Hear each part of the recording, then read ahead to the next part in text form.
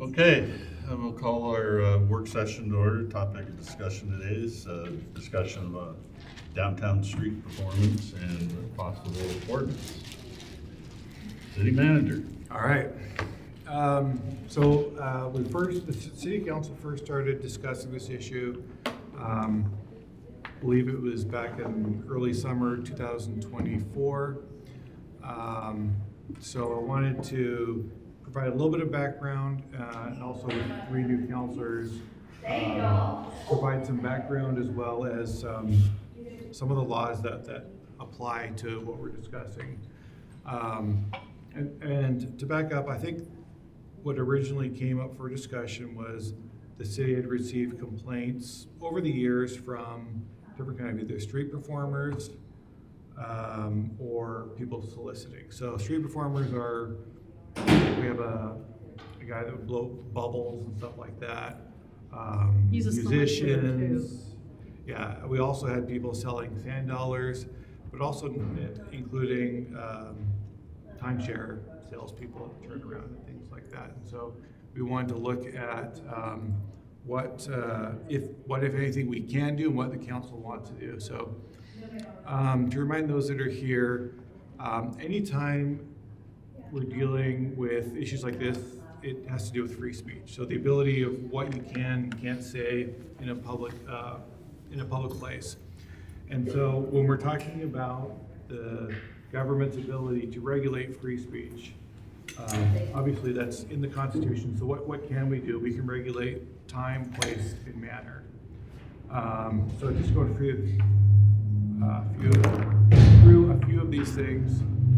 Government can regulate speech based on when, where, and how it occurs, but not based on the content or the viewpoint. And the restrictions need to be content neutral, cannot target specific viewpoints or messages, narrowly tailored, must address a significant government interest, and leave open alternative channels, must allow other reasonable ways for the speech to occur.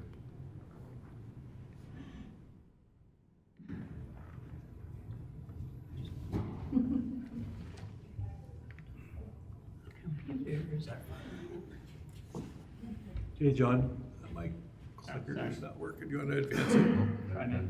Is it on? Yeah. It was. Okay. All right, so examples of permissible restrictions: limiting noise levels in residential areas at night, requiring permits for large public demonstrations, designing areas for designating areas for protests to ensure public safety, impermissible, banning protests critical of government officials, prohibiting speech only from certain political groups, completely eliminating all public forums for speech. You're gonna have to advance it for me now. Here, why don't you take a look at it. And then Oregon. Whoa. Giving away all the juicy information. Which one are you on? That's where we. One more. Next one. Is it working now? Spoiler alert. No, okay. Yeah. So so there are more carve-outs, things within the federal constitution, exceptions, but Oregon's is actually stricter in the sense that there are fewer restrictions. There are fewer restrictions of free speech in the Oregon Constitution than in the federal one. So more times than not, we'll be looking at the Oregon one. Public forum doctrine. So there are three types of forums. One is the traditional forum, so this would be streets, sidewalks, parks. These have the strongest speech protections. The next is designated public forum. Government spaces open for speech, subject to similar protection. So an example of a designated would be our city council chambers, or even the hallway out here, the lobby, if someone wants to come in and protest whatever the city, or I guess anything they wanted to do, because this is a public area, it's a public forum, we have to allow for that. A non-public forum, these are government-controlled space with limited access. So an example here is the convention center. If someone's booked the convention center for their convention, they have the rights to use that, and it's not open to anyone who opposes that. Now, they could be on the sidewalk outside, but they couldn't use the space inside for their speech. And there's more regulation of that allowed. Okay, if you want to advance it. I kind of touched on this. Let's see. Obviously, let's go to the last one here. Courts have struck down overly broad restrictions in Oregon City. So I think that's the key consideration here. All right, next one, John. Okay, so in 2024, we had this discussion. The city council came up with initial concept, and that was to prohibit street performances and solicitation within the downtown maintenance district. I've got a map on the next slide, but also to prohibit it along the entire prom, and then to allow these forms of speech at Quatet Park. So this is a map of the downtown maintenance district. I think this was chosen more because it was already an established area in our code that we could refer to. So everything in red, it would be prohibited. You'd be prohibited from doing any kind of street performance and any kind of solicitation. And then in addition to that, it's the whole length of the prom. And then the green area in the middle, that's Quatet Park, so it would be approved there. So that was the concept the council came up with. Based on that, I took the proposal to, I think first to the chamber just to do a presentation, and then second to the downtown Seaside. SDDA. Yes. I'm getting them all mixed up. Downtown Development Association. I did a presentation there, and then I actually had Carrie, who's here, right there. She sent it out to the entire membership, because not everyone from the membership is able to attend on the Thursday mornings. So we jumped ahead. Oh, what's going on? I didn't touch it. Can I just use the keyboard? Or? You've got the ghost or something. Okay, so we wanted to talk about the survey. I think it was good to do the survey and get the feedback from the downtown businesses. So the first thing I'd say is, so I'm gonna go through each of the questions, and then I've divided up the responses. Because there are many more people that belong to SDDA than actually work in the downtown maintenance district, I wanted to divide it up to make sure we could differentiate between the businesses that are actually downtown versus the businesses in general. So how often do you see street performers, solicitors, or salespeople near your business? You can see that kind of range there. And then downtown, kind of a mix between frequently and rarely. I'll let the results speak for themselves. What is your overall impression of street performers and solicitors downtown? Majority of it was neutral, with more negative than positive. Downtown, again, pretty much split between neutral and negative.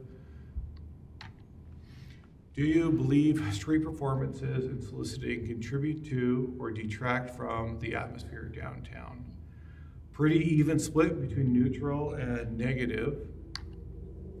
And then definitely we see a little bit of a change here in the downtown business responses that more often than not detracts. Now, you could say half of the people either think it's positive or neutral and half think it's negative.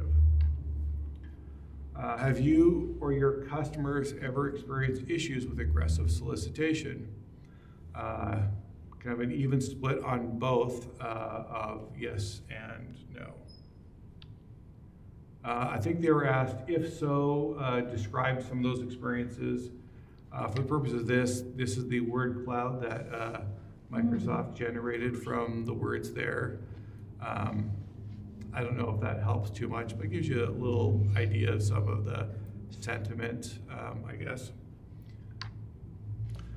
Do you support? Some people are getting yelled at, others are getting massages. I saw massage. Well, they probably, Or message. Massage. I think they just mentioned that the massage On the right people are up side. there. Yeah. Or it's maybe someone that didn't spell message correctly, I don't know. Multiple people. Yes. All right, do you support prohibiting street performances and soliciting in the downtown maintenance district and on the promenade? So all responses, so again, if they are supporting it, they would want to remove that ability or limit the ability, and oppose it, they would be open to it. So really evenly split, except for the strongly opposed. A little bit different from the downtown, but still you have a spectrum of opinions here. Would you support allowing street performances and soliciting only at Quatap Park? Again, a pretty good split, and if you look downtown, this was, I don't know how to explain this But one. there's an issue with that question. What's the issue with the question? Are they keen in on the word only, or are they keen in on Quatap Park? Because it could be they do or do not want it at Quatap Park. So that's a Sure. difficult question. There's also another issue because we might use that for conventions in Right. the future, and when this was originally surveyed, that wasn't on the table. Yes, although that would, if we were doing it, yeah, that would have to be considered. Again, this is just general feedback. If the convention were to use it, I think it would change the nature of Quatap Park, and we would evaluate at that time what is and isn't permitted. I think the one thing I will say is, and maybe I won't go back, but if you look at the downtown maintenance district, my only concern would be if it's too broad. So it can't be too broad, and we have to allow places. And so would that come back as we're not really providing? If the only place we provide it is where people aren't, there's probably an argument that we're being too restrictive. But there's no beach included in this at all, right? No, so in our case, the state has jurisdiction for this kind of speech on the beach, I guess. Or so the state prohibits any kind of sales on the beach unless you have a permit from them that's tied to an event. So during Hood to Coast or beach volleyball, there is sales of things happening at the beach, but it's tied into the event permit. Otherwise, they're not going to permit anything. Now, they don't permit anything, they also don't enforce anything. So they're not coming out here, right, Chief, They to... expect us to enforce. So they would like us to do it. We're not really inclined to want to be doing their work for them. However, when needed, we'll kind of step in if there are. And the way that some people get around that is that they're on the beach with their bubbles or with their sand sculpting, and they put their buckets on our wall. So they're not actually, they're soliciting, but the money or whatever isn't actually making it onto the beach. Is having a tip jar soliciting? Yes. Yeah, so I think we defined on here, well, and that's part of the thing that we would need to parse, which is, are you selling something or are you asking for a donation? And if you're a street performer, you're asking for a donation. And so I'll get to that in a sec. I'm going to come back to that. So this is the next question. The city may be able to distinguish between street performers who ask for donations and individuals selling goods or services. Do you believe there should be a difference in how we regulate those two activities? Strong response of yes, we should differentiate those two things. Now, this is something where if the council wanted to consider this, it gets trickier. So now, because we can't differentiate the content of the speech, we'd have to differentiate in a way that doesn't apply to content. And so, in talking with attorneys, if we wanted street performing, we could say we will allow the manner. We could say if the manner is artistic, and we could define artistic, but at the same time, if if someone was selling something and decided to do it as a one-person play to sell something, we would have to allow for that. So it will be, there's probably an avenue, and it is probably more possible to be appealed or to be challenged. And we're in a little riskier spot trying to control one and put out the Well, other. and we do have an ordinance against selling goods on the street. Because we have the opportunity, if you want to sell goods on the street, you can get a permit for, I think it's $50 a day or something. The itinerant. The itinerant merchant. And so that is also a way to differentiate between performance and goods. Yeah, so what about someone who's selling a service? Not a good, You like a massage? or a timeshare, you want to buy a timeshare, or, something like that. It's still a business, so it would require a business license. Mm-hmm. But it wouldn't prohibit it. Right. Well, and except those, except that I think we only allow 4 of them per year yeah.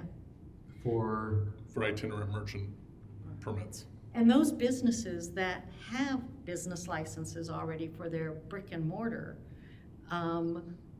those should be curtailed to their brick and mortar establishment. so I think that's where we would need to get some advice from our attorney. I think that goes back to what we can and can't regulate with someone who has a business just out in public. What you're talking about is somebody walking down the street during a parade selling their stuff Mhm. versus going and handing out flyers to the other businesses. Yeah, flyers, is fine, but I'm also talking about the massage parlor that goes down and puts their chair up at the turnaround. No, you got a massage parlor, that's where you conduct. Hannah that parks their van downtown where nowhere near their business to Right. advertise. Yeah, I mean, you have a place to conduct your business, that's where you conduct it. Well, I think there needs to be a distinction between what World Bark or Wyndham, whatever it's called now, is doing compared to busking. Because I think a lot of the complaints actually are because of them. People don't like the aggressive sales that's going Oh, on. when you said them, I thought you meant sorry, I He thought means maybe that's. What's it called now? So that's good, that's good to clarify. It's all the above. Okay, so that is a lot of the complaints, and so there's like this mix here where people are getting things all convoluted. I think there's a few more slides. So this is the part that was somewhat confusing to me. Should we make a distinction? Yes. So if you look on here, yes, I would support performances for donations, but not sales of goods and services. Evenly split with no, I would treat them the same. If we look at our, Which doesn't make any sense. if we look at our. That doesn't jive with the No, previous it one. doesn't. It doesn't. So I think what came out of the meeting we did in person with STDA is there was overwhelming, the thought was, we're okay with the street performers, we're not okay with people selling stuff, goods and services. I think- So that's where we wanted to say, hey, okay, if we can distinguish between the two, is there one that you Right. dislike more than the other? And this, again, doesn't help that's Yeah. it's not consistent with this. Right. No. It's overwhelmingly, yes, we should distinguish it. We should distinguish it so that we treat it the same. It So, doesn't make sense. That means that there's a flaw in the survey. well, that's the question right there. So if you can identify the flaw. I know. Yeah, maybe it was worded differently. That could be the question is, would your opinion, maybe, that tripped him up, I don't know. So let me go. But it's obvious that people do not support the sale of goods and services downtown. Well, because they feel like that competes with the businesses in the downtown yeah. core. Sure. And entertainers And it's necessarily not just aren't. that. And I think that was some of the sentiment from the discussion we had at STDA, which was, look, and we've heard this before, we're paying our dues, we're part of the city, part of the community. why are we giving special treatment to people who don't want to invest in the community with a storefront location or something, just to show up? An easy way to do it. Yeah. So I guess as we're sitting here, I can see maybe what one of the flaws is, and that is, no, I would treat them the same, doesn't answer the question of treat them the same in allowing them or treat them the same in not allowing them. That's where yes. But let me go through some of my kind of final thoughts, and then really it's just let's have the council discuss this.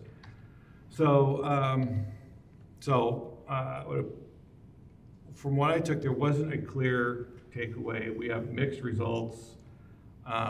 There's not a clear direction. I think it feels like no one's really super excited about it, but half don't like it and half are kind of neutral. It would have been, I think, a better survey if you would have separated out location as opposed to downtown, not downtown. Because when you include this end of it down here, you don't have any of those people down here. They're all at the other end. And so if you would survey the people that were at that end of Broadway, you get a much more direct answer. Yes, but it's not. I agree with that. At the same time, we wanted the feedback from everyone. No doubt. I'm just saying if it was divided out downtown versus non-downtown, it's like half of that downtown area has the same experience as the people that are outside of downtown. Well, since the regulations were to apply to the entire downtown maintenance district, that's what the question was: is do you or do you not? Yeah, no, I understand why. So nature of the issue, regulating street performances and solicitation may be more about addressing minor issues rather than a significant problem. So this is getting to the heart of, I think, one of the questions I have for the council. Let me go through this, seeing it all together will help make sense. Resource allocations, given the lack of strong downtown business owner opinion, to what extent should the city allocate resources to this issue? The full program would require licensing and enforcement, which could divert police and staff resources for more urgent issues. So, for example, if we implement this, I can anticipate police will get a lot more calls for, hey, someone's not following the permitting process. You get that call, chief. Where does that priority for the police department on the types of calls you receive? Where is that going to be? Low. The barking dog. So we keep going. Free speech considerations. Any regulations would involve restricting free speech, which can be challenged. I think there are ways to strengthen it, if that's what we want to do. But depending on to what level we want to regulate it, could have different considerations. So here's what I put. At this point, my recommendation is either no regulations or limited regulations. And the example I give is prohibiting performances and solicitation on the prom between Avenue A and First Avenue. So as I looked at this, I think the two questions I posed to the council, based on the survey, based on your own experiences, is how pervasive of a problem is this? So how if you want to do something, how broad, how big does that program need to be? Is it significant enough of an issue that it needs a program, or does it not need anything? Or would we start with something smaller like this, which is just around the prom? And so this is where I turn it over to you and really this is a different council than it was a year ago, so where does this council stand? The thing is, though, I think that we saw from the survey that there are different feelings about solicitation, sales, and performances. And yet in your recommendations, you've lumped them back together. The reason is because as you showed earlier, you create more issues determining whether it's a performance or a solicitation. So I think that can be done, not easily, but I think it can be done. But I think it was really that it just seemed like it was half and half. Half was in favor of something and half was either opposed or kind of a no opinion. It seems to me there is a fairly easy way to deal with it, and that's by approaching it from the manner position of this particular behavior across the board. Say, you can be out there talking, that's fine, but you have to not be approaching people to bring them in. If people want to hear what you have to say, they should be coming to you. So, And that works whether it's, the salesman at Worldmark or the bubble guy with his tip jar. Either way, if somebody's going to engage with them, it's on them as the individual to go and engage rather than, having somebody coming up and being, I think aggressive was one of the biggest words on the. so I think last year when we discussed this, one of the things we talked about was, the term was aggressive solicitation. And so I thought I did a really fantastic job of defining aggressive for our attorney. I said, this is what aggressive would be, and kind of got a response of, it's not enforceable. So we would have to create the rule specific, like make it very black or white, which would be difficult to do when it comes to behavior. And so that's where her recommendation was, you're better off just saying, here's where it's allowed, here's where it's not allowed, than trying to say, it's allowed, but this is how it's allowed. Does that make sense? Not particularly. I would propose that we keep it very narrow and just say, no soliciting or performer between A and First on the prom and on Broad, between A and First from the prom to down. Because that's where most of the problems. That's where 90% of it is. Did you guys talk about noise at all? There is a noise ordinance. There is, and does that ever get violated as part of this? Is that a concern of people? Oh, yeah. Is the noise For the ordinance? biggest thing I think the police see is people using megaphones and speakers, which are all against ordinance. Chief, what is our ordinance They say call about it that? amplification. It's an amplification law, so you can't use any kind of electronic amplification to do it. Otherwise, the noise ordinance, I want to say, is technically 50 feet, but if you're talking about a guitarist or something down there playing the acoustic or something like that and singing, could they definitely go over 50 feet? Yeah, they can in that environment and whatnot. That's not typically what we're getting the complaints about. So if it's amplification, that's where the problem is. And we tend to squash that one fairly quick when we hear about it or see us go by or something like that. We'll make contact with them. But Because their amplification is usually also using the city electricity outlets. not always, because some of these are. Some are. They're battery powered. Some of them are battery operated and whatnot. The other thing I would suggest take your pay attention to if you're looking at that, if you're going off with a noise, is horns. There's a saxophonist. People seem to like him. He typically is pretty softly playing to where it's, in my opinion, enjoyable. But, if you did get somebody in there playing it really loud, or a trumpet or something a little bit louder or whatever, that one might be a little harder to. Or another example would be Yeah. someone with percussion with drums, they can be really loud, but it's not amplified. Yeah. So, That's where the 50 feet comes in. But at that point, yeah, if it's one of those things where, it's really loud, we could probably just go off of look.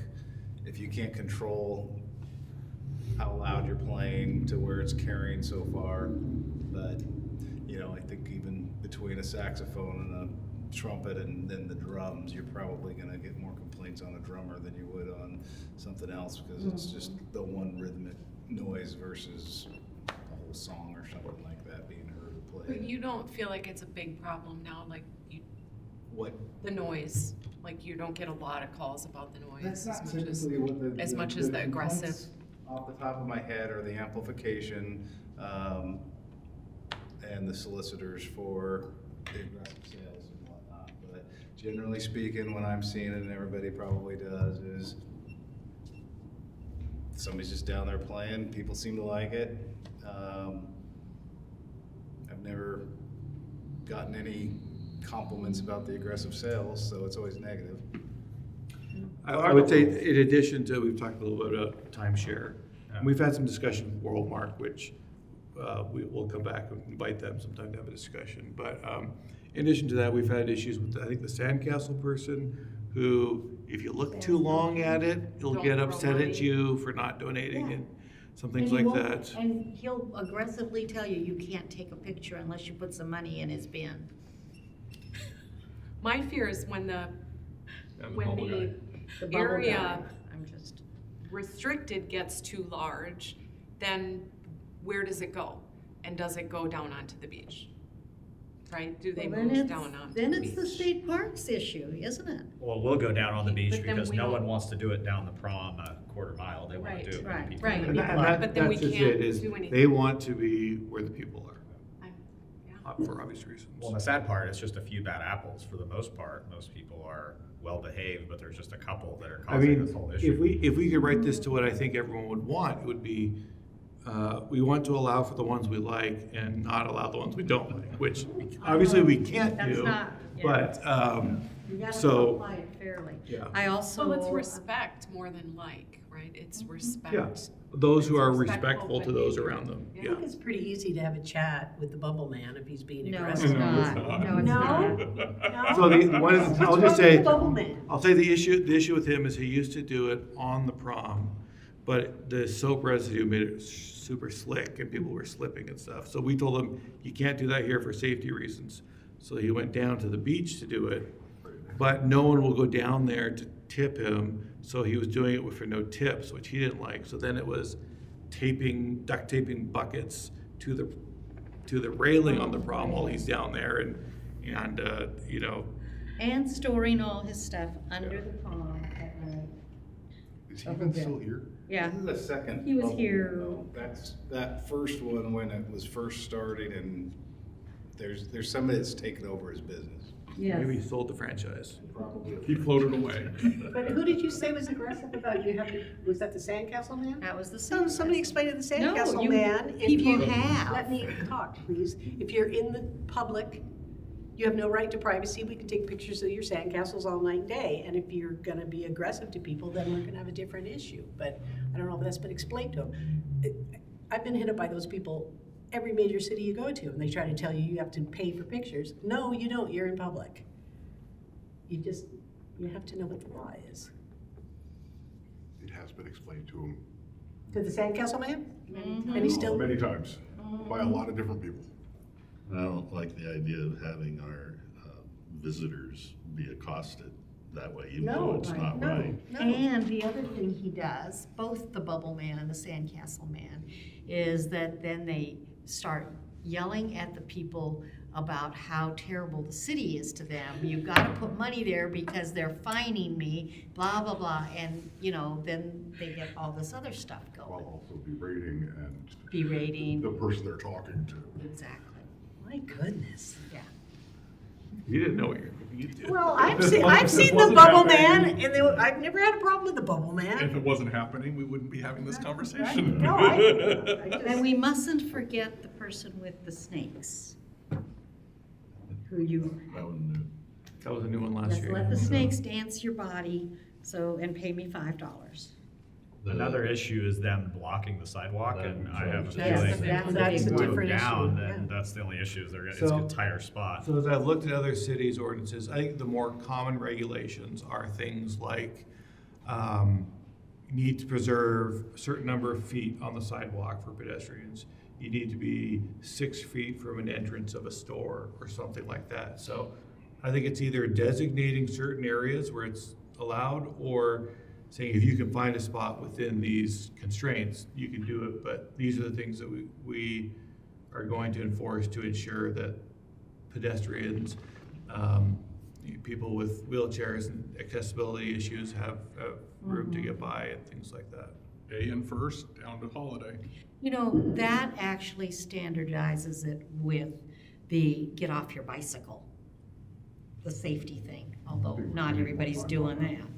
But, It's because they come in on the side past the new markers.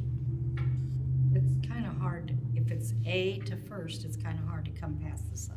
Come in Well, no, along the they side come in of one of it. the other streets. Yeah. Farther down, there's no Oh. signs down at Columbia or Downing or, I've seen it come in It on.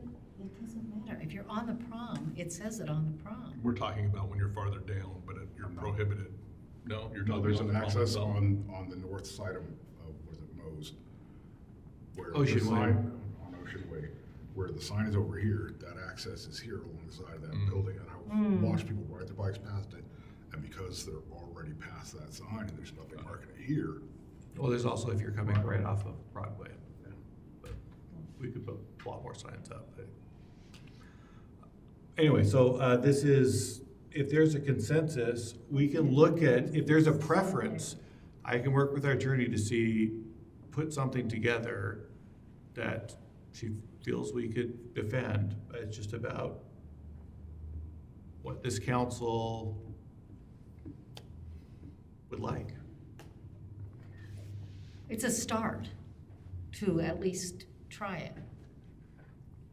What is, A to First and down Broadway to How do you guys Downing. feel about Downing Park though?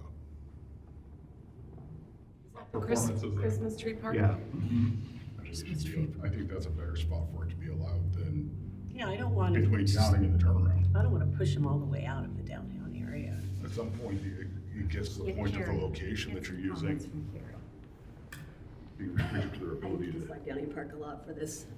I pick up a lot of garbage, and when I say garbage, I mean equipment, musical equipment, tools, batteries, cords, tubs that are left from 12 to 36 hours, because they call me now, because if the city picks it up, you have to do a whole process, and obviously it's not high on the priority. But if we pick it up, we don't have to. On January 10th, I picked up a whole drum kit that had a picture of my phone story here, covered with a tarp, and it had just been left there for over 36 hours. And the expectation that whoever left it there was like, it should be there. And it happens a lot. We had- Like they expect to be able to come back and Yeah. get their. Well, get just their like story, Bubble public Man. story. So if you talk Underneath to the prom. the owner of Tis of Season, it's a huge struggle with people leaving stuff there, blocking traffic, making it hard for people to go through. Street performers are setting up in front of Schweeter, it's like in their area, as well as on all the entrances of the Carousel Mall, and leaving stuff there. And that's, I mean, it's hard to say what the actual issue is, but when they have a bunch of musical instruments and stuff there, if they're leaving them, which happens a lot, you know, I go through and I try to find cell phones and driver's license. I always have to go into Finn's, they always laugh because I go get gloves from them. Start going through, find that. I've only had to go twice to the police station to drop that stuff off, but otherwise it's just garbage that's left that we're taking care of to make it easier, because, you know, it's dirty, and then that way you guys don't have to do the whole process. And you have to remember also accessibility at Downing Park. If you have the drums or whatever, that, it starts to make it difficult for people who have mobility issues, etc. Coming That's from the supposed to be a parking lot. park for people to use as a park. And to get through from the parking lot. Exactly. The main entrance into downtown Yeah. visitors. I don't know if you get, I mean, this is how it was, and then that's. It's hard to see it on this map, but That's- Avenue A, there's that ramp to get down to the beach. Yeah. I could just, I don't know where the cutoff would be, but I could see that being the area they would move to if they were pushed out of the core. Would that be included? That would be included, I would include it. Because that's a nice flat platform I could see. Most of that is inside of it. That goes from That's probably Avenue the A last 18 months back I've got. down. Geez Louise, Yeah. And the bike and the trailer, you just left it. yeah, for over See 36 if, hours. Real trusting, don't you The think? middle school wants it or something. Yeah, no, I got rid of it, because it was actually, a lot of it was broken Budding and rusty, yeah. I Yeah, look at all the cords. unfortunately have like a lot of experience just moving other people's musical equipment, so I looked and it's not good stuff, but yeah. Otherwise- I think from A to First, down to, from Holiday to the turnaround. For me, this is a tough issue because I see both sides of it and I don't have a super strong opinion either way. I see the issues with it, but I also see the value, and So I'm open to what the council's preference is.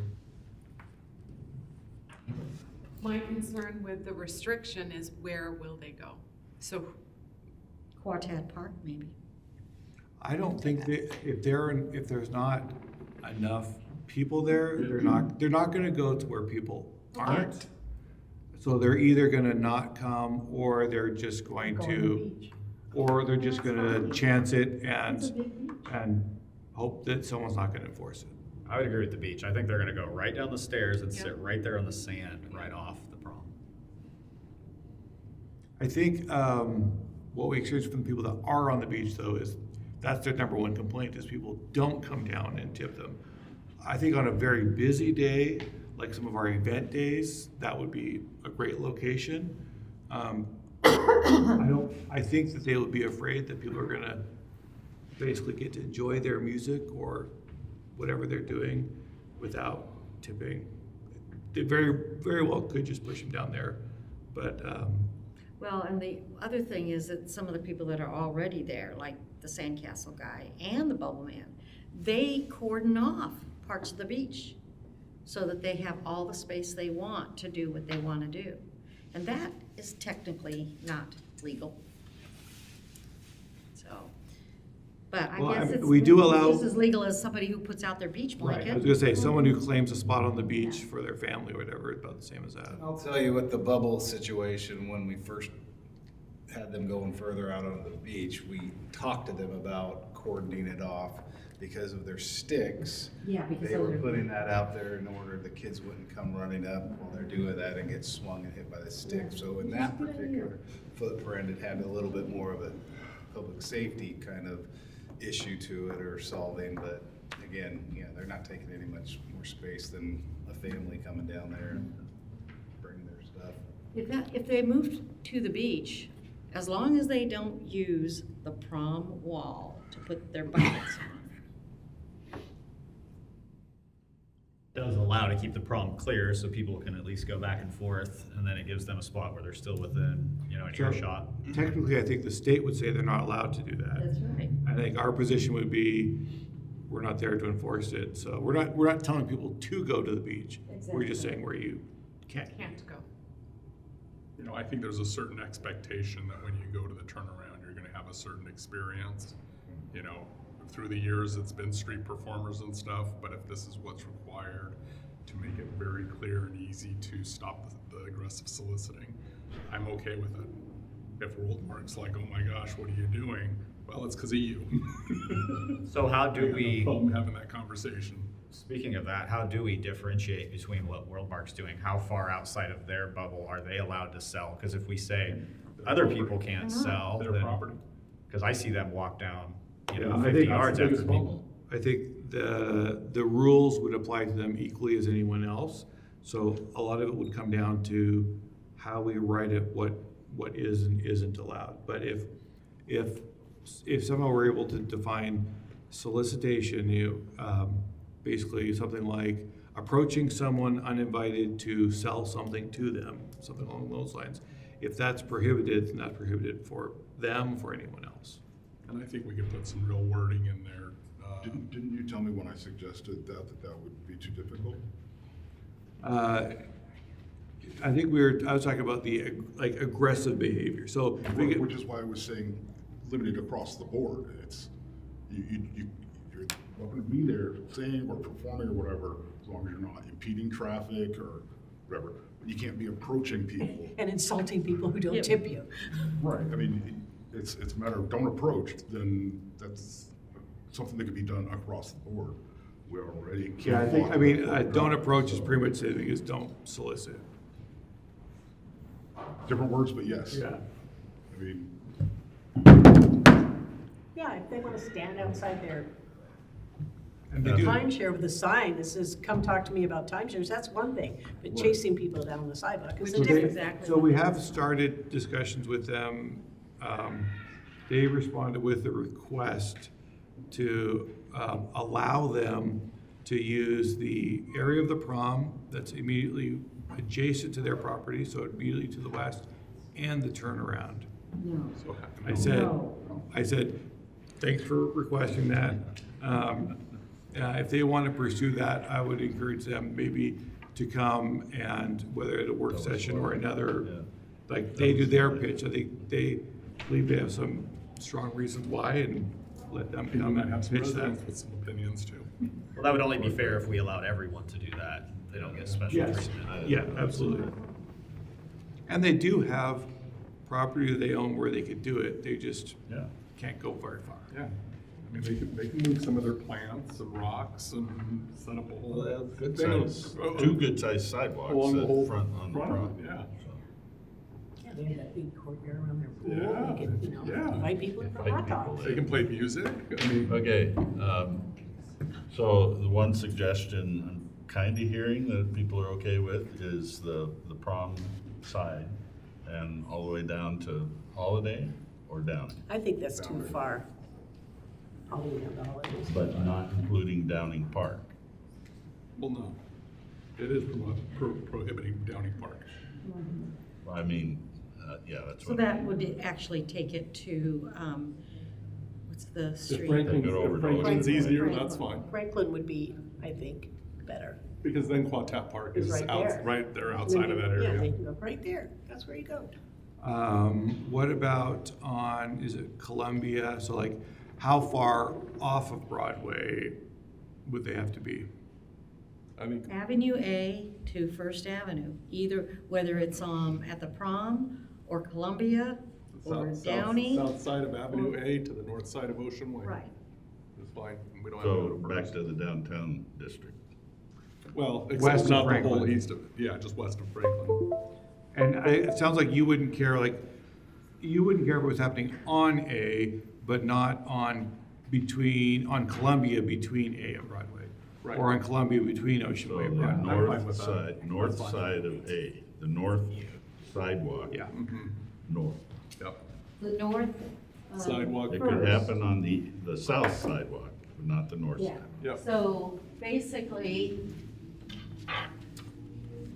No, I think at A, we need to go to the south side of A, Here. so that way it the includes south all side of the A ramp. To the north that side. Because Spot. the ramp does extend beyond. So say that again, sorry. The south side of A to the north side of First.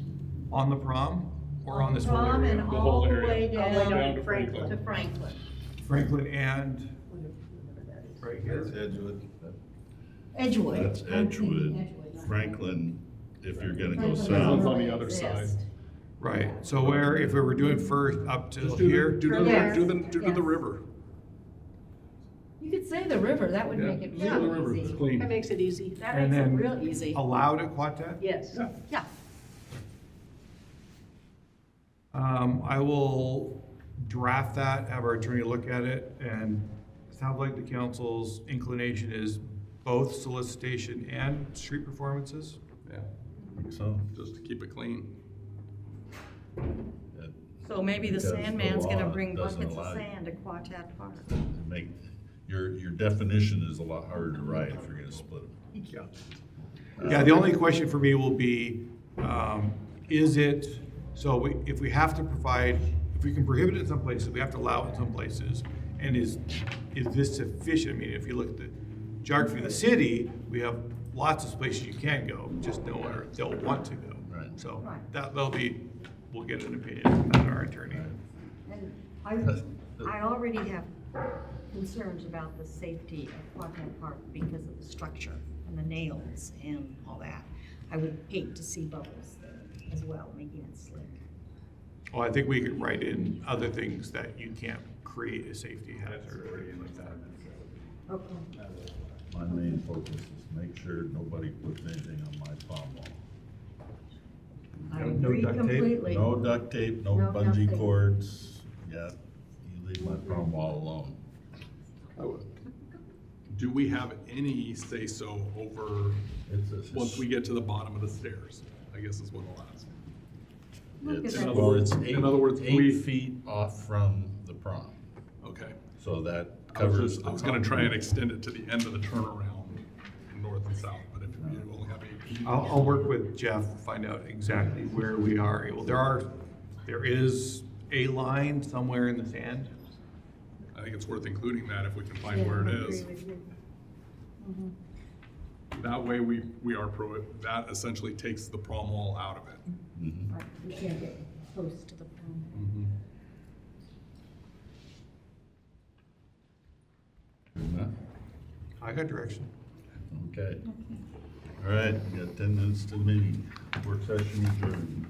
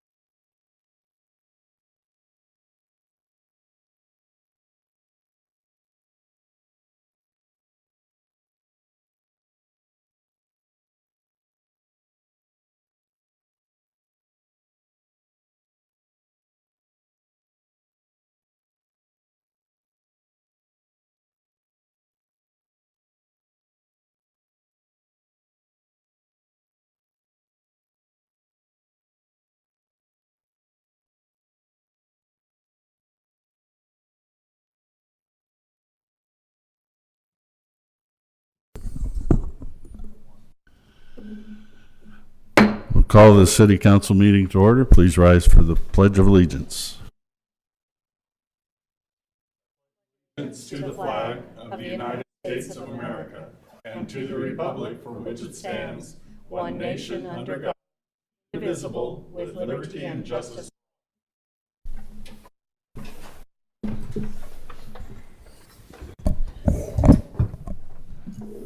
Kim, please call the roll. Thank you, Mayor. Mayor Wright, Here. Councilor McVeigh, Here. Councilor Montero, Present. Councilor Bazowski, Here. Councilor Hoffman, Here. Councilor Bineker, Here. Council President Morrissey. Here. Thank you. All present and accounted for. I have a motion for the approval of the agenda. We'll note that item 14D was added earlier today, and we need to remove item 17. We will be not having an executive session. So moved. Second. That was Council President Morrissey, Councilor McVeigh. All those in favor say aye. Aye. Aye. Any opposed? Motion carries. Are either Alexander or Ella here today from the high school or somebody else? Don't see them. Okay.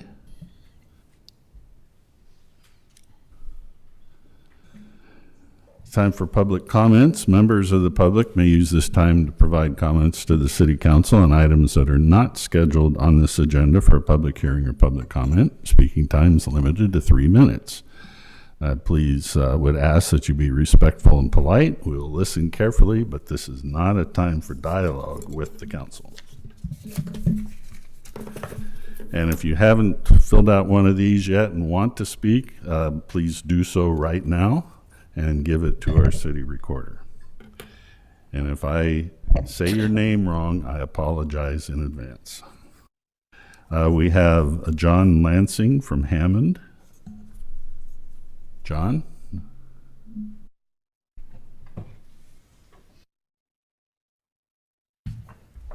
Mr. Mayor, members of the council, I am field staff for Representative Cyrus Javity. Representative Javity is your second-term representative for District 32. He represents Tillamook, Clatsop, and Columbia County.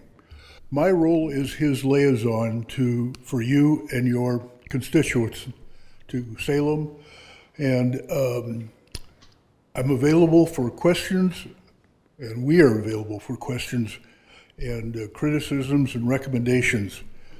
Representative Javity did not win in this district, and I hope to be involved with getting him more visible in your community. This morning we had a staff meeting, and we discussed a number of issues that I think that you might be interested in. Dredging at the Port of Astoria, Hayak Marine and their challenge for permits for their growth with the various alphabet soups from the government, DSL, DEQ, Corps of Engineers. We also discussed the change of fuel card locks, allowing for a different recognition of how many gallons are necessary, so that we can maybe have more citizens utilizing card locks. We're embarking upon school lunch funding. We're gonna deal with the harvest of harvest on state forest for cell towers. And of course, homeless issue is always ongoing. We continue to work with our fundamental industries in this community: fish, timber, agriculture, and I will be available for after this meeting if you have questions. And I shared with you the representative's card. Please take the occasion to reach out to him, and I'm in Hammond, and I'm available for anything that you might need to get information down to the representative's office. Thank you for your time. Thank you. Any questions? Not this time. Thank you very much. Thank you.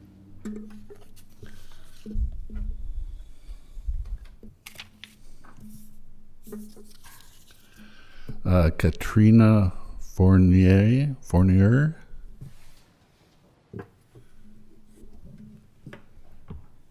We generally, I note here you're from Long Beach. Yes, We I'm- generally ask where people live, but we don't ask your address. Yes, I live in Pacific County, but I work here in Seaside.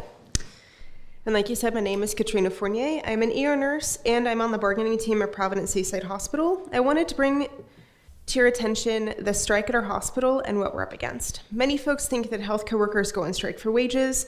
While competitive wages are a point of discussion, it is not the main reason we're on strike. As nurses, we need how sick a patient is to be taken into account when staffing our departments, need adequate paid time off to help us pay our bills when we're put on call or when we're sick, because we don't have sick time. We have to use our PTO for that.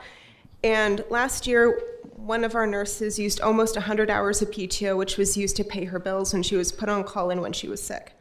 And we also need adequate health insurance. Many healthcare workers, including myself, have experienced hardship secondary to being switched to Aetna, which you didn't have a choice for. For myself, I was told to use an online pharmacy at no cost to me because I would pay almost $300 out of pocket a month using a physical pharmacy. When I filled my prescription using the online pharmacy, I received a text informing me that it was not covered by my insurance. How can we expect our nurses, who have been voted the most trusted profession 23 years in a row, and who are the ones that care for you and your family during your most vulnerable times of your life, to give safe and competent care to the community that they deserve when we're having to come to work sick because we ran out of PTO or we're stressed out about how we can pay our insurance premiums? Our employer does not value what we value. They have proven that they do not value their caregivers. They value profits over their employees and the patients we serve. If you're a community member, you can help in the following ways. You can contact Providence and ask them to settle our contract and address the crisis of patient care here in the North Coast. You could donate to our GoFundMe. This goes to our hardship fund, which helps the striking workers pay their essential expenses while we hold a line and fight for a fair and just contract. And finally, you can come to our picket line and share support and hang out with us. Sometimes we cook food. Hey, thank you so much. Alex Edwards from Gearhart.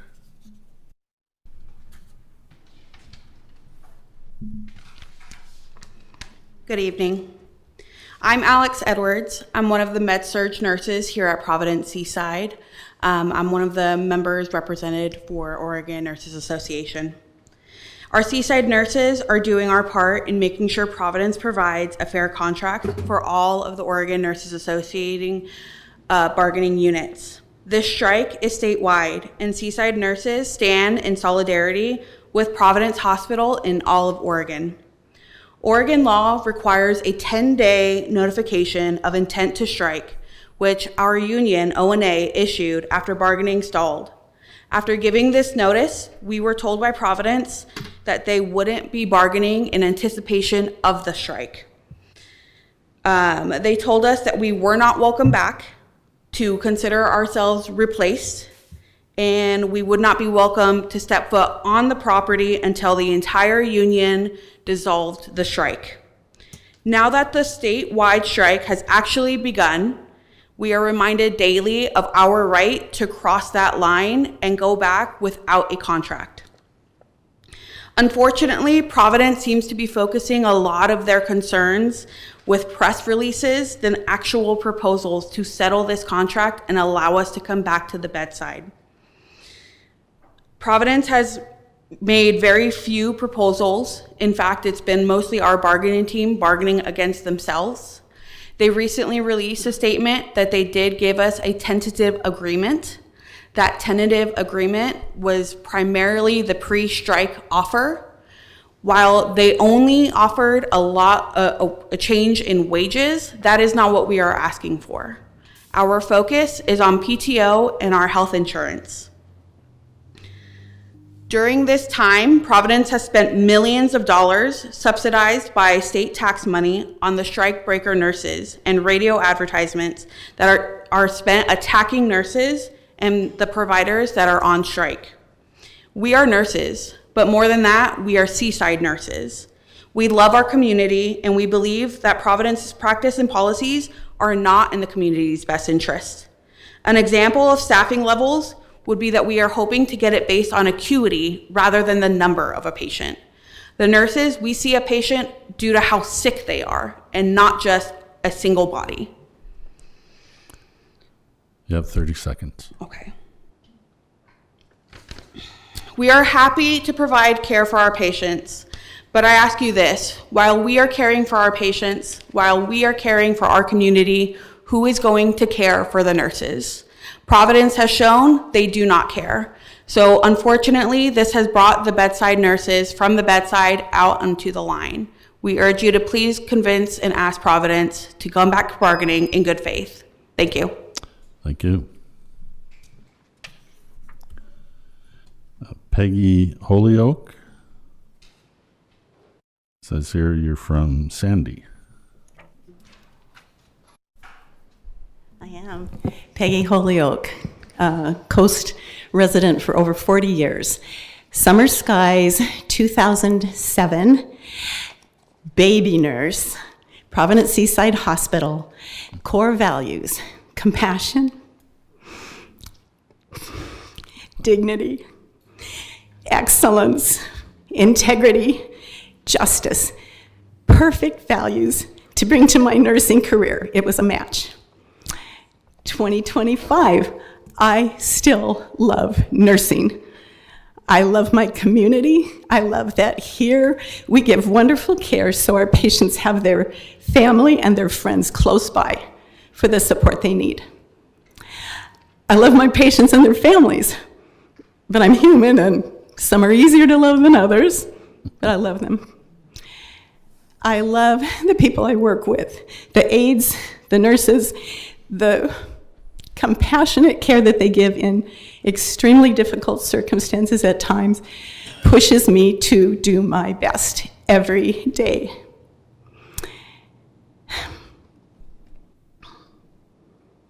I am committed. My nurses that I work with know that we have each other's backs, but we also have our patients' best interests in mind. You've heard, I hope, that nurses are the advocate for the patient.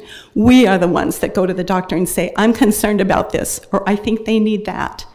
We are. I am committed to providing that care in this community. And right now, I am committed, 32 days worth, I think, of committed so far, to keeping the kind of values in Providence and in my work that I came here for as a baby nurse. 5 examples come to mind easily that show that when power and profit are driving the decisions, we all suffer. One of my favorite doctors left Providence about 10 years ago. He was the one that helped me change the elderly patient I had out of a soiled brief at 10 p.m. He's gone because he was being pushed to see his patients faster. He couldn't spend the time he wanted. 2, the Passage Quilt Project. 7, 8 years, volunteers made passage quilts for the hospital so that when patients were dying, their families could choose a quilt. And it was an important thing to give them some comfort to hold on to. It was stopped without any discussion between administration and the volunteers. You need to wrap it up. Pardon me? You need to wrap it up. Okay. Home health is merging with a for-profit company. Probably you know that. You should. And safe staffing. We talk about that, meaning the sickness level of our patients. The law right now only guarantees numbers. The sicker they are, the fewer patients we better have, or we're in danger and they're in danger. Thank you very much. I hope our community listens to our nurses. Thank you. Okay, counselors, anybody wish to declare a potential conflict of interest? Seeing none, may I have a motion for approval of the consent agenda and paying a big bill, set of bills? I move to approve the consent agenda. I'll second. Council President Morrissey and Councilor Montero. All those in favor say aye. Aye. Aye. Any opposed? Motion carries. Tonight, we get here, right? Yep. Our Seaside Visitors Bureau Department Head is going to give us his annual report. Welcome, Joshua.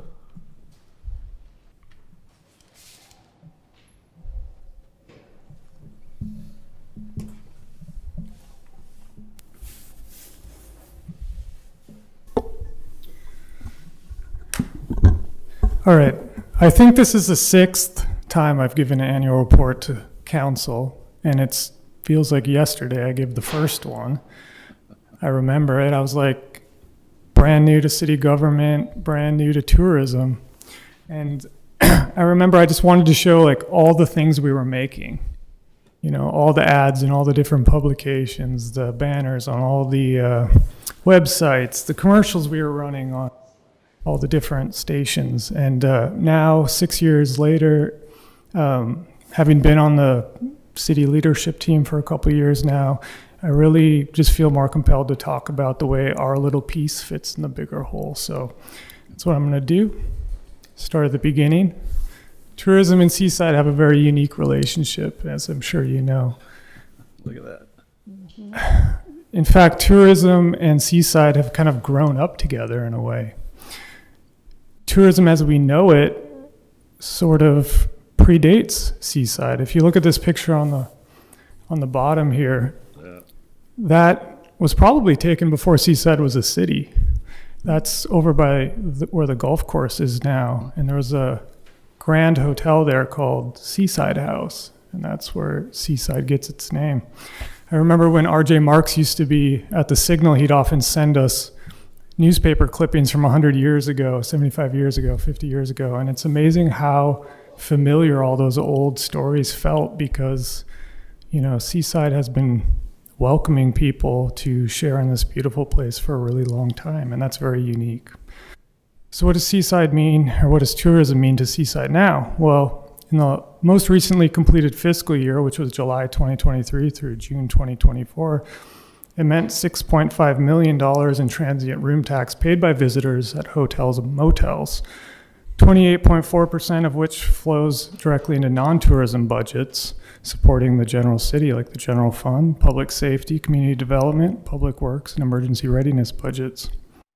But because we have that long tail and that long history, and because the city has been thinking about tourism and having to deal with it for so long, an additional $2.26 million paid by visitors to vacation rentals goes 100% into the city's general budget, general fund in the last fiscal year. Hotel tax has been steady, but like a lot of charts, this chart doesn't really say much without a little context. And the real truth is that we're on a shelf. And if you look at bed tax from the previous 4 years, you'll see that after COVID, things got very, very busy here. And I've included 52 years of transient room tax rates, again, just because there is that history here, but also because everything on this chart is at 10% bed tax, except for that earliest one, 2016, 2017. That was the final year of the 8% tax, and so that's important context to have. Last 4 years, vacation rental, transient room tax has seen steady growth, and a lot of this is, again, because of the post-pandemic popularity of tourism on the Oregon coast in general. I think in 2023, Airbnb named Seaside like the top family destination. So that's where you're seeing a lot of this growth coming from. The Visitors Bureau markets Seaside as a year-round travel destination. What that means is we market the off-season and we mitigate the summer season. So in the summer season, we're talking about our beach cleanup coins program. We are trying to shape visitor behavior in positive ways, and we're not advertising. In the last 10 years, lodging tax receipts have increased 111%, but again, that's a little bit misleading because that overall number has been pulled up by the growth in the spring and the fall, 147.7% and 143% respectively. And TLT is not the only way tourism supports Seaside. The convention center has been an economic engine since it was built in 1971. It really has been a model that other cities have sort of tried to emulate. Brian will be up here giving his own report, so I'm not going to get into it, but they had an economic impact calculator built many years ago where you can put in like the kind of conference, how long they're staying and things like that, and it'll spit out an economic impact number. And if you put those numbers in for 2023, 2024, so like the last fiscal year, it's $28.7 million. Those kind of numbers are typically a lot harder to do with marketing campaigns, which is what the Visitors Bureau does mostly. But we do have some device data plans now where we can see where devices are coming from, how long they're staying, how they move around Seaside and stuff. And so when you correlate that with some of the digital ads we're running, you look at just one from last year, September 2023 through May 2024, so again, an off-season. It directly contributed to 95,000 observed trips, 48,000 room nights at hotels, and at least $26.2 million in economic impact for Seaside. That's $524 returned on every $1 we spent on those ads. And each one of those dollars doesn't just stop. It goes back into the community, goes to a shopkeeper, goes to a server, and they use that to fund their lifestyle, their lives. But I do want to talk about some highlights from 2024 too. We got some new signage on the prom. This started life as a more branded exercise. It was going to have icons and all sorts of fun stuff on it. But those torch downs are a little iffy as far as how they're going to get deformed as you heat them up and stuff. And there were some cost considerations. So we kind of did a trade-off with this, which I think is very clear and is still very branded. And it's got to be the most polite sign you're ever going to see. Seaside is for everyone. Please walk your bike past this point. And I don't know if any of you are online, but it was pretty funny to watch some of the comments to this here sign. You know, people, I will not comply. I will not get off my bike. And I'm like, it just says, please walk your bike. I mean, it's the nicest sign you could possibly ask for. We also renewed some signage. So the highway signage here was starting to show its age from the weather and such. And so we had them taken down, all the elements repainted, redone, put back, and we got some brighter LEDs in there and they look great. Got some mobile signage going. We put panels on 4 different bikes with Beeline Sustainable Delivery here in the spring, and they deliver all over Portland Metro. They also go to farmers markets and hand out visitor guides and things. And this is a collaboration that lasted into the fall. We've also changed in 2024 how we think about advertising a bit. Again, going back to those device ID data plan that I was talking about and some of the insights we were getting into that, we looked at the whole fiscal year prior to this one, and what we learned is that people that we advertise to in Portland aren't so affected by our advertising. So put another way, they're coming whether or not we're advertising to them. People that are out farther were much more likely to see our ad and then come to Seaside. And we know from many years of data that people who are further flung tend to stay longer when they do come. So we really, starting in September, put our money where our mouth is on this and pushed our advertising kind of bubble out about 150 miles. We kept Portland. We still have a limited spring and fall advertising, like radio mostly, and some TV promoting events and things like that. But we've moved our main radio up to Seattle and we've pushed everything out. Print ads are still running, but mostly again in Washington and general Northwest magazines, Northwest Travel and Life, 1889 magazine, Boise, Bend. Still getting a lot of good mileage out of our visitor guides. Print 100,000 copies of those magazines and mail them to people all over the country, and they're very popular. Our beach cleanup coins are on this slide, and that's still a popular program, is being emulated actually in other towns as well. And this is a program where visitors who are out on the beach, if they clean up the beach while they're out there, they can come into the visitor center and get these coins that they can spend at local coffee shops and at the arcade as a thank you for doing that for everyone. In the bottom left corner, there's a still shot of some videos we shot. We're still continuing some great work with our partners in Astoria and Cannon Beach in the county, where we all kind of take a subsection of our marketing budget, put it together, and then market the whole North Coast region to flight markets. So we've had some great success in LA and Phoenix, Las Vegas, Chicago, places like that, and we're seeing that visitation as well. And of course, we have our coin weather camera, which has been a great thing. In fact, over time, this relationship is deepened, and they actually use that camera to teach the general public about weather phenomena that is happening on Tillamook Head. And a little teaser for next year's annual report, but we now have a Fox 12 camera as well. So that started January, and Fox 12 has 3 times the viewership as Coin.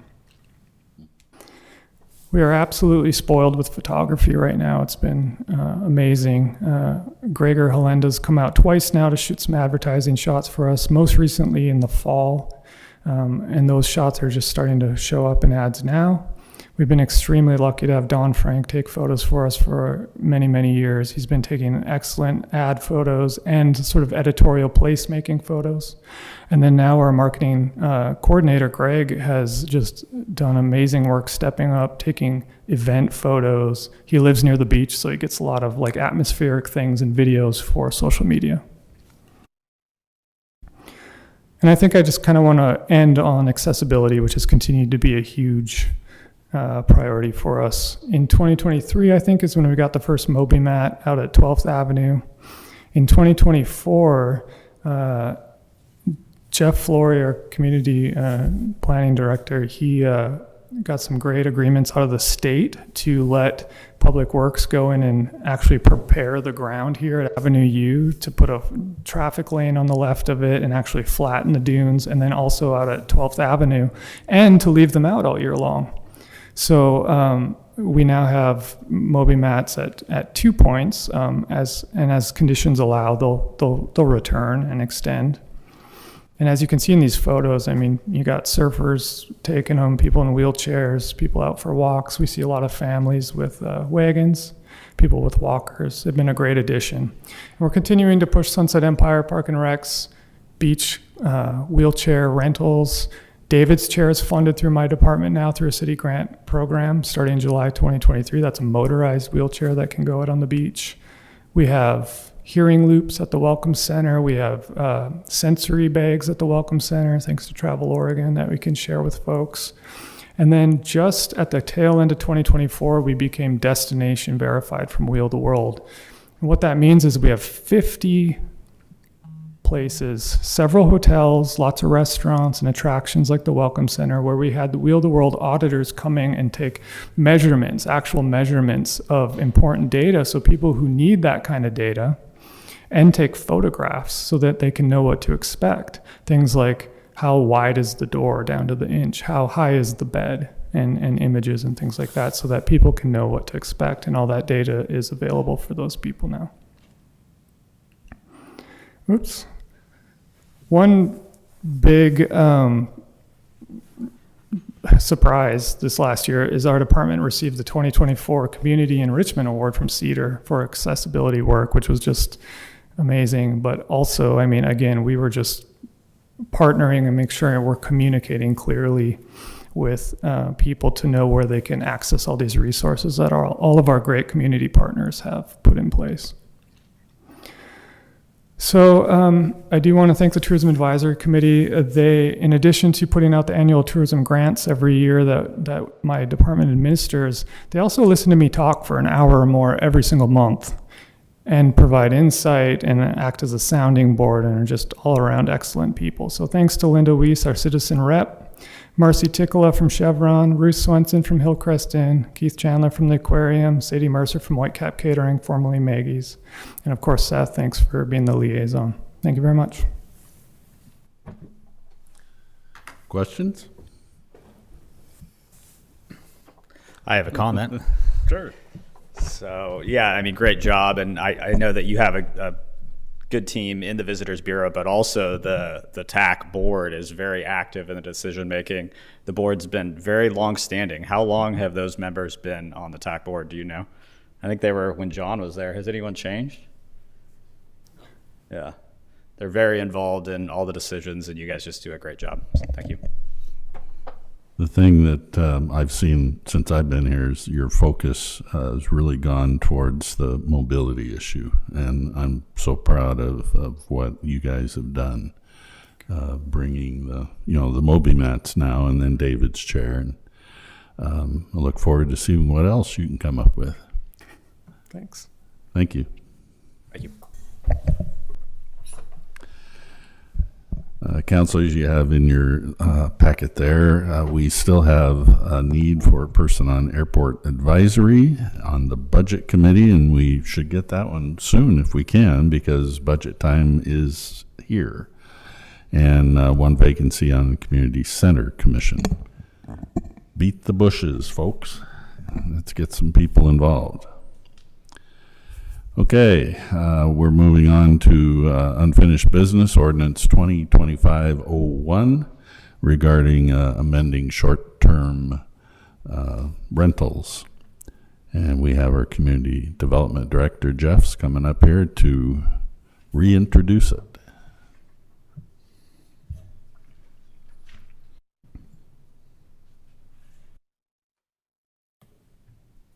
Thank you, Mayor.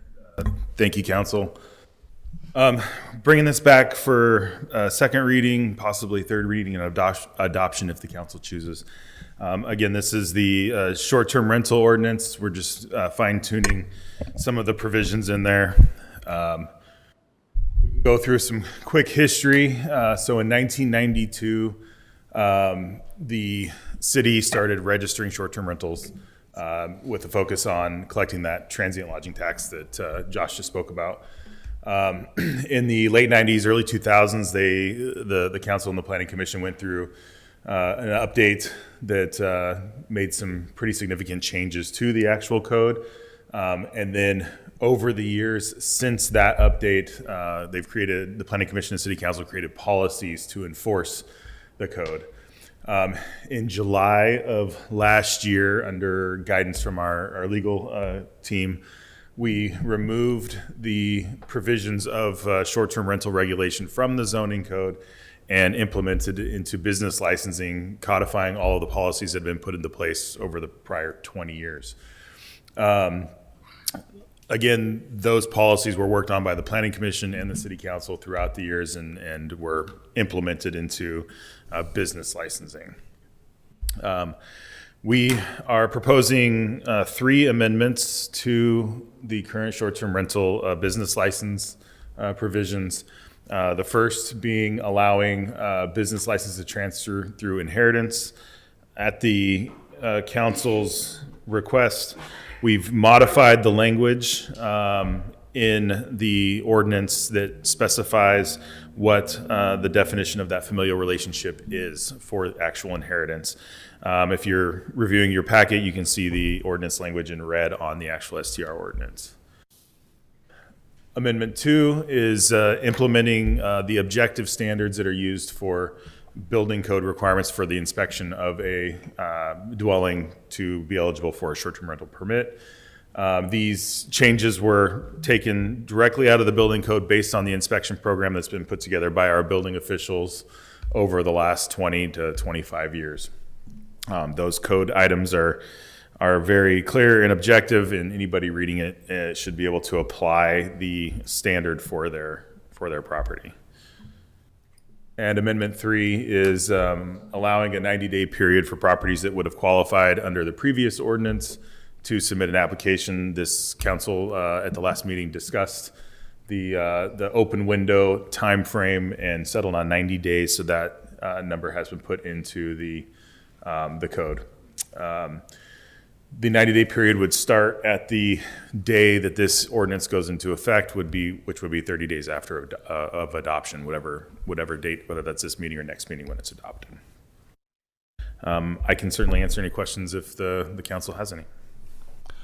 Let's see if the public has anything they want to say. I didn't have anybody registered. Does anybody have anything to say about this? Want to?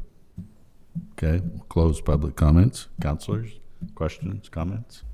Have we received any additional feedback from the public since our last meeting? Nothing? I think we hashed through it pretty well at the last meeting and ready to move forward. I have a couple of things, more for clarification than anything else. As I was reading through it, I have a couple of suggestions I'd like to make on page 18, where we have the definitions.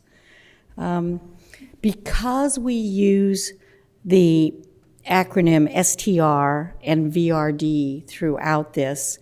Under the definition of short-term rental and vacation rental dwelling, I would suggest that in parentheses you put STR and VRD, just to clarify, because it is used other places in this. The next page, under number 2, application fee. We have usually tried to keep fees out of, and I know this is policy. If the fee changes, do we have to come back and look at the whole policy again? I know that typically we try to keep our fees on a fee schedule, and we reference the fees are per the fee schedule. And I noticed here we've actually got the fees in the policy. Is that the way we really want to do it? The application fee of $500 and the inspection separate from the application at $100. I think I'm going back to when we made this change, end of, was it August or September? I think you had that same comment, and I thought we had taken it out but referenced a fee, and then we came back with a resolution adopting the fee. If that's the case, then we would want to keep it the same. Do you remember off the top of your head, Jeff? I'm remembering that conversation, yes, and I'm wondering if I'm working off the wrong draft. I may need to go back and revisit that. What was in the packet Because at it the gives us time. more flexibility Yeah. as we keep it on a fee schedule. I do recall you bringing that up, and I recall that being a amendment Okay. previously. I personally don't remember bringing it up before, but that's fine. Number 5, can you help me understand accessory use? I read that through several times and I'm still kind of confused. Renting a dwelling or part of a dwelling short-term is required to be accessory to the primary residential use of the, this makes me think that ADUs can be vacation rentals, and I thought they couldn't. ADUs are accessory dwelling units, and Right. they are prohibited by code from being a Right. short-term rental. Accessory use means that it has to have a primary use. That primary use when it comes to short-term rentals is typically as the person or family's personal beach house, with the secondary use being the ability to rent it out. This is a mechanism to prevent, say, hotels or large corporations from coming in, buying houses and using them Okay. strictly only as a short-term rental. Okay, thank you. Let's see if I have any other comments that were in here.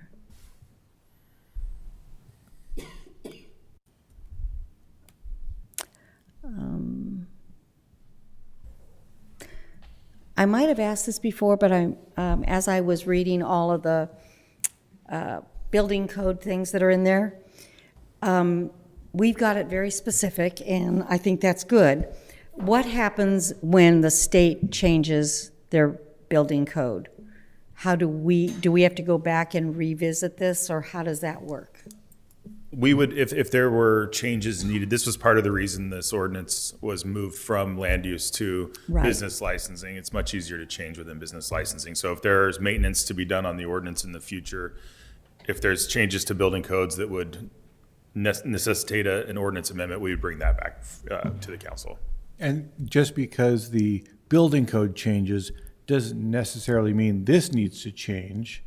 There may be a good reason for us to look at that, change the building code and say, hey, should we be applying this here? And if so, we would bring that back. Okay. Is that one of those situations where we would have some resolution that we adopt the new updated building code?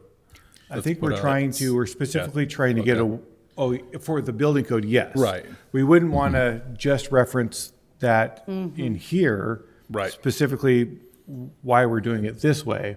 But yes, we would be adopting that at that time. That'd be a good time to make a determination of whether or not it should apply to the STR ordinance. The current residential specialty code that we adopt and use for building inspections under our building permit program has now, this last iteration, prohibited that code from being used for short-term rentals. That's why we're putting these specific fire and life safety requirements into our ordinance as our own short-term rental inspection program. Okay. And then on page 31, number 120.15, and you explained it when you talked about the 90 days, but when I read it, it was a little confusing. Properties that would have qualified as a VRD prior to July 11th under previous ordinances have 90 days from the date this amendment goes into effect to apply for a short-term rental license under this ordinance. The applicant shall have owned the property prior to the aforementioned date. There's two aforementioned dates, and I think I know which one you're meaning. It's the date of the amendment, but there's two dates in that paragraph. So we want to be really clear which aforementioned date we're dealing with. Only one specific date there, though. Yeah, but they're both. That's what you'd have to go by. But we can clarify, it's the date the ordinance was created. I can say, Yes. I can put it in July 11th, 2024. Whoops. The date. I just heard two of them. July 11th from you and the date of the amendment. The date of the amendment. No, the date the ordinance was created. Which is July 11th? Mhm. Okay. All right, good deal. Yep. Just to make sure it's clear. Those are all my questions. I do have a question from an email I got from a constituent that originally we were talking about a potential 5-year grace period with these changes. I just got this right before the meeting. I haven't had a chance to address it yet. Are we changing that? Because we were telling the public that. How does that fit into all this now? So the 5-year grace period was under the assumption that Measure 49 would apply to this. Our attorneys have come back and said this is not a residential use.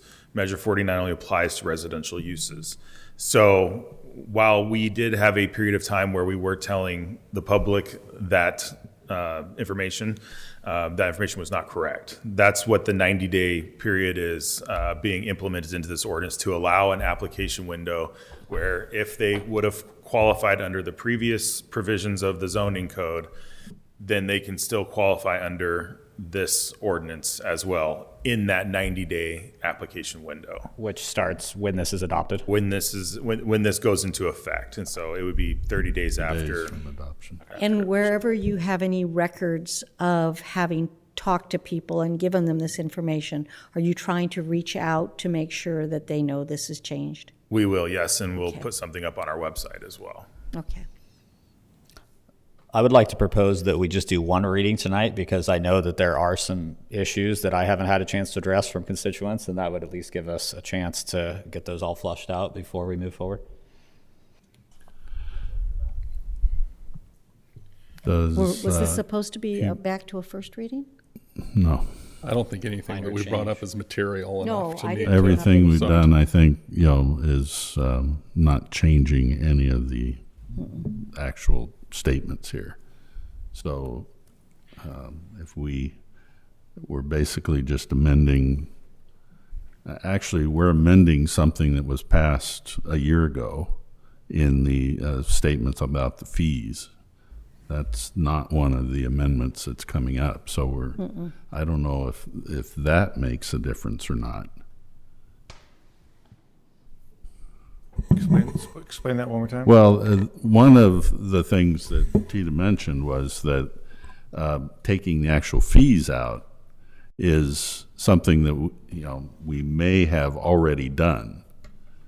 Yeah, so I think after this, we'll go back and make sure that what you're looking at is the correct ordinance.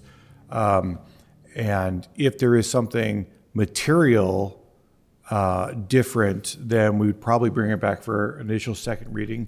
If possible, what you could do at the next meeting is do a second and then the third instead of a third at the next meeting. And we'll just have to go back and look at the current ordinance as adopted versus what's there and give us a little bit of time to look into that. But an option would also be to revise the ordinance at some point in the future when we actually want to change the fee and take it out and put it in our business license. That's true. Off the top of my head, I thought we already came back and adopted the fee by resolution for this specific reason. I think since Jeff isn't quite sure and Seth would like a little more time, I agree with the second and third reading at the next meeting approach. I move that we have a second reading of ordinance 2025-01 by title only. It still gives us the time to go back if we need to. We can redo a second reading and a third reading if there is something material that changed. I'm going to second that motion. What'd you say? I said I'm going to second this motion. Yeah. So it's been moved and seconded for a second reading. Are you going to mention any of the specific amendments? I think as it's written, I'm okay with it right now. With the fee Putting was the this- only thing that seemed Right, but we're going to, with the clarifications that were discussed Yeah. and putting in a specific date. Just changing the word. specific off of date at it. the bottom of it, Right. of the Yeah. July 14th. So That and the STR and VRD. and it, So abbreviations. the minor wording things. Yeah. Okay. Any other comments? I would just say I'm okay with the second reading as long as next meeting we can address these comments from the constituents that Yeah. Yeah, they that's thought fine. they could call into the Zoom for this time, but they didn't sign up properly. So I would like to see those addressed. Are they before the third. online now? Yeah. Okay. All right, all those in favor of the second reading, say aye. Aye. Aye. Any opposed?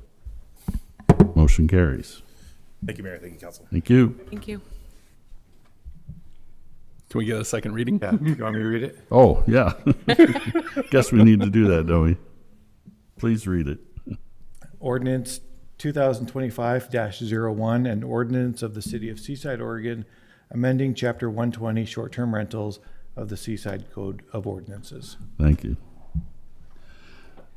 We'll go to next meeting. Okay, next item is approval of Clatsop Community Action Grant Funding request from last year. I believe Jerome's here from CCA. Come on up.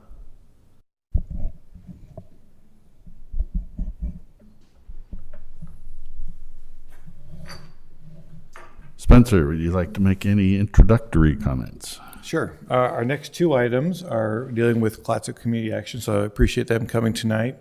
The first is Clatsop Community Action, along with other nonprofits, last year in our budget process, requested funding from the city.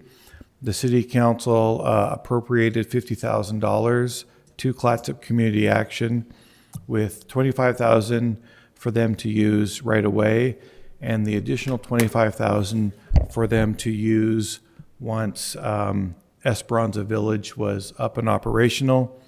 If I recall, the thought at the time was we don't want to give all $50,000 if for some reason Esperanza Village doesn't get off the ground. And so it has been, I'll let Jerome update you specifically, but it's been up and running since September. And so that's the reason for them coming back to receive the authority for the last $25,000. Turn it back to you, Mayor. Tell us what's going on. First thing I'll say, I think we didn't actually have participants in there until October. October. Yep, but I think we had a ribbon cutting in September. Yeah, we did that. Yeah, cut the ground, and Esperanza has been operational since October, and we've been moving forward as planned, learning more as we went along, and it made sense to wait. As you said, there were so many delays and setbacks in getting open.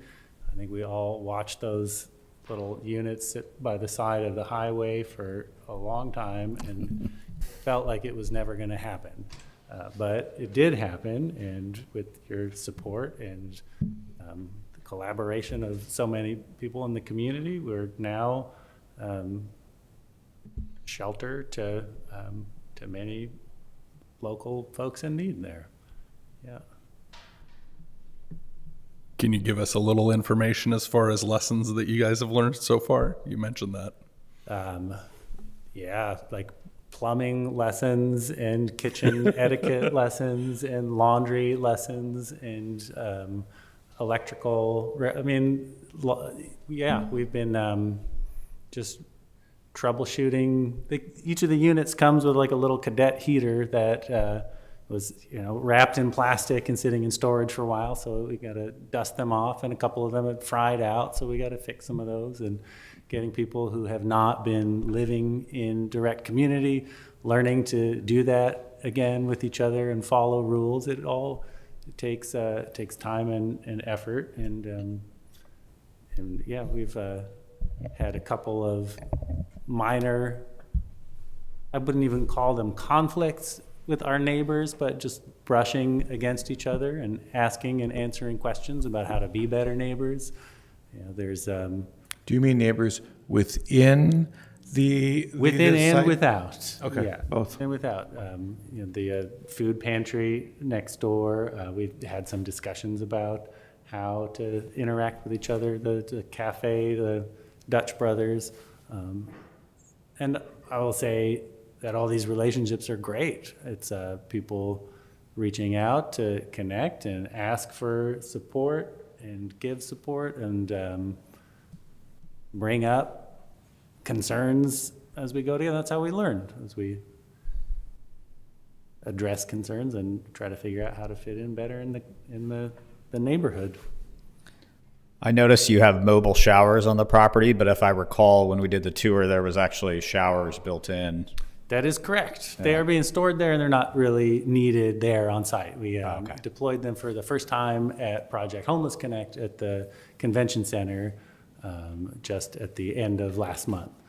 That was our first run through of those, which was very cool to get those into use. I think some years ago we did an event where we rented showers, and it ended up costing a couple $100 per shower all told for the cleaning and staffing and support and all these.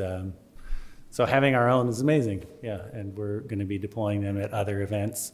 And the next thing we have online is actually the Astoria shelter has to have some plumbing work done, so we'll use those to provide temporary showers while we're doing some work there. But yes, they have full shower and bathroom facilities on site there. As far as the residents in Esperanza Village, do you have an idea of where these folks are coming from? Are they mostly Seaside residents? Are they from the county in general? What does that look like? They're mostly county residents. I mean, we're going through a coordinated entry process when we admit people in. So this is coordinated entry is like the HUD, Housing Urban Development kind of standard assessment, where they'll meet with the caseworker and do some in-depth questions to determine their need and vulnerability. And based on just a numeric score metric, we'll place people from the highest need first. And just in order to serve our county a little better, and in order to be more realistic about dealing with our own capacity issues, we're prioritizing any of those assessments to people who have been in the county for at least 6 months or longer. Most of the people that we're working with have been in the county for much longer than that. And it's hard to say whether, I feel like the population of people who really struggle with housing moves back and forth between the different cities in our county. So to say they're Seaside or Astoria doesn't really seem fair. Yeah. Can you talk a little bit about how the first half of this grant funding was spent and how it benefited the project? Yeah.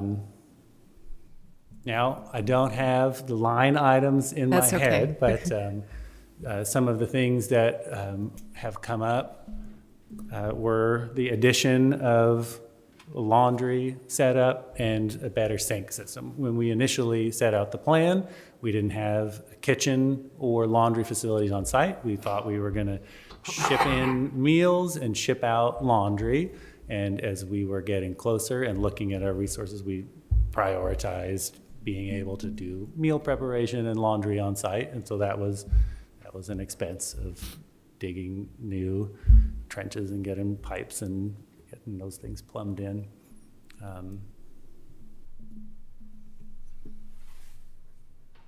Yeah, there's probably other little repairs and different upgrades that we did, training staff. Yeah, that's the biggest thing that's on my. Thank you. Yeah. Esperanza Village can accommodate 15 people. Can you tell us what your average occupancy has been?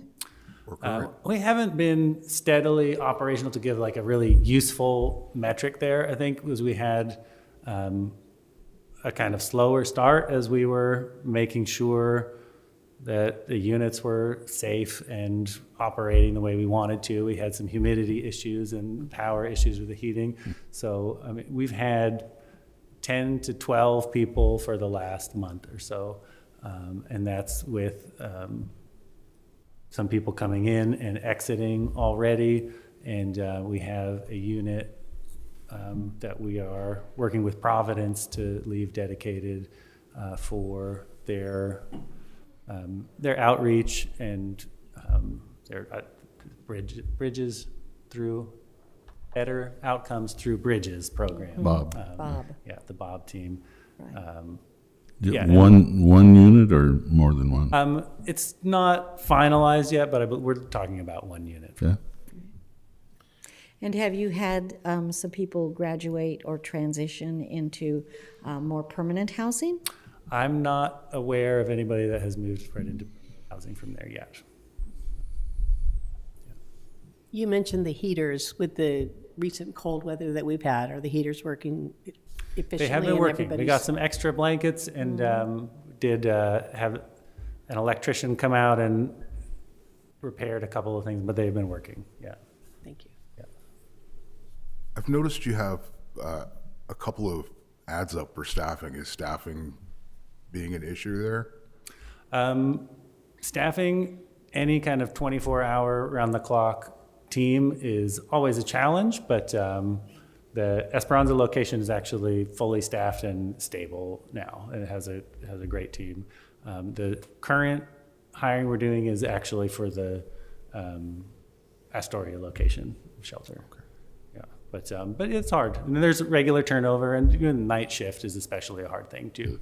We get onboarded some people who want to do the night shift, and they turn out to be a great fit on the team, and they want to work daytimes. And as different people move around, we got to find new night folks, and yeah, so it's a challenge, but I feel really good about the staffing.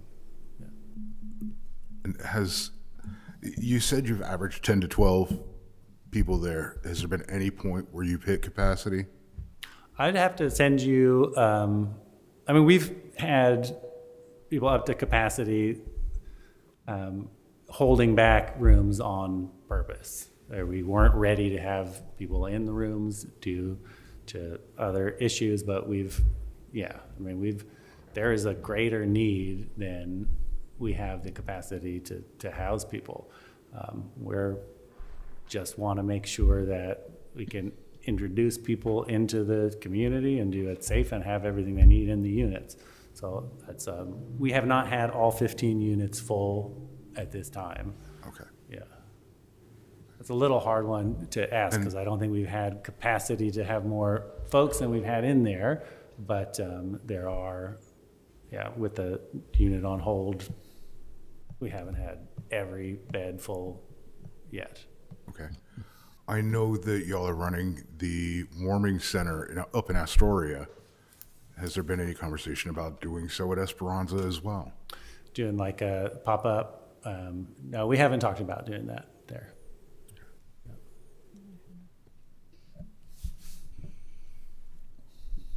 Talking about doing it anywhere? I'm not part of the conversations about the warming center, so I don't know what conversations are going on about that.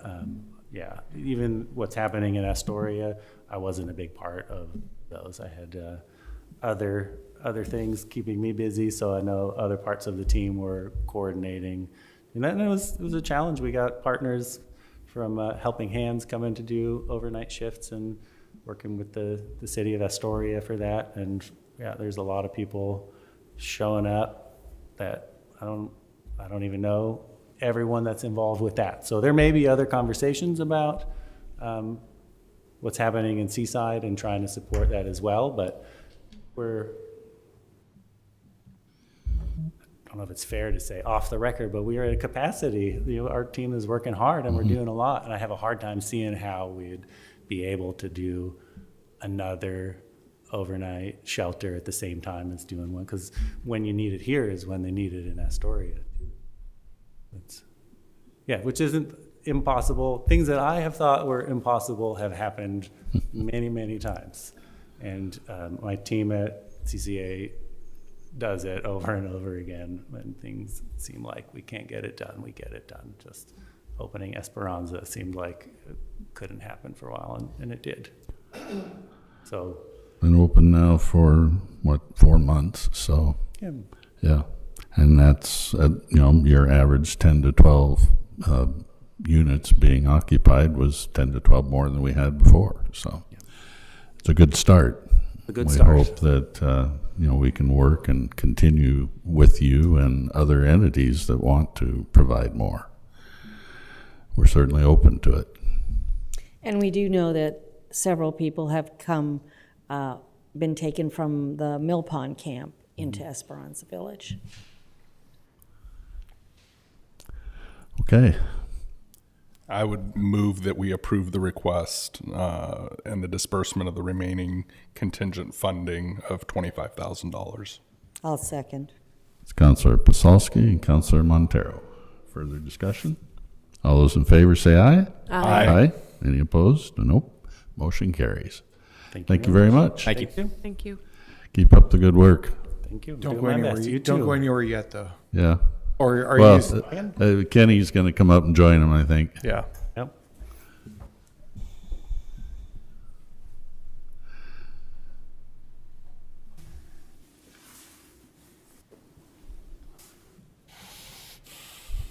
Okay. Let me get to the right one here. We also have Resolution 4054 pertaining to an agreement with Clatsop Community Action. You want to introduce that, Spencer? Yeah. So this conversation started back in 2024 when the city, let me back up a little bit for those that haven't been here or aren't familiar.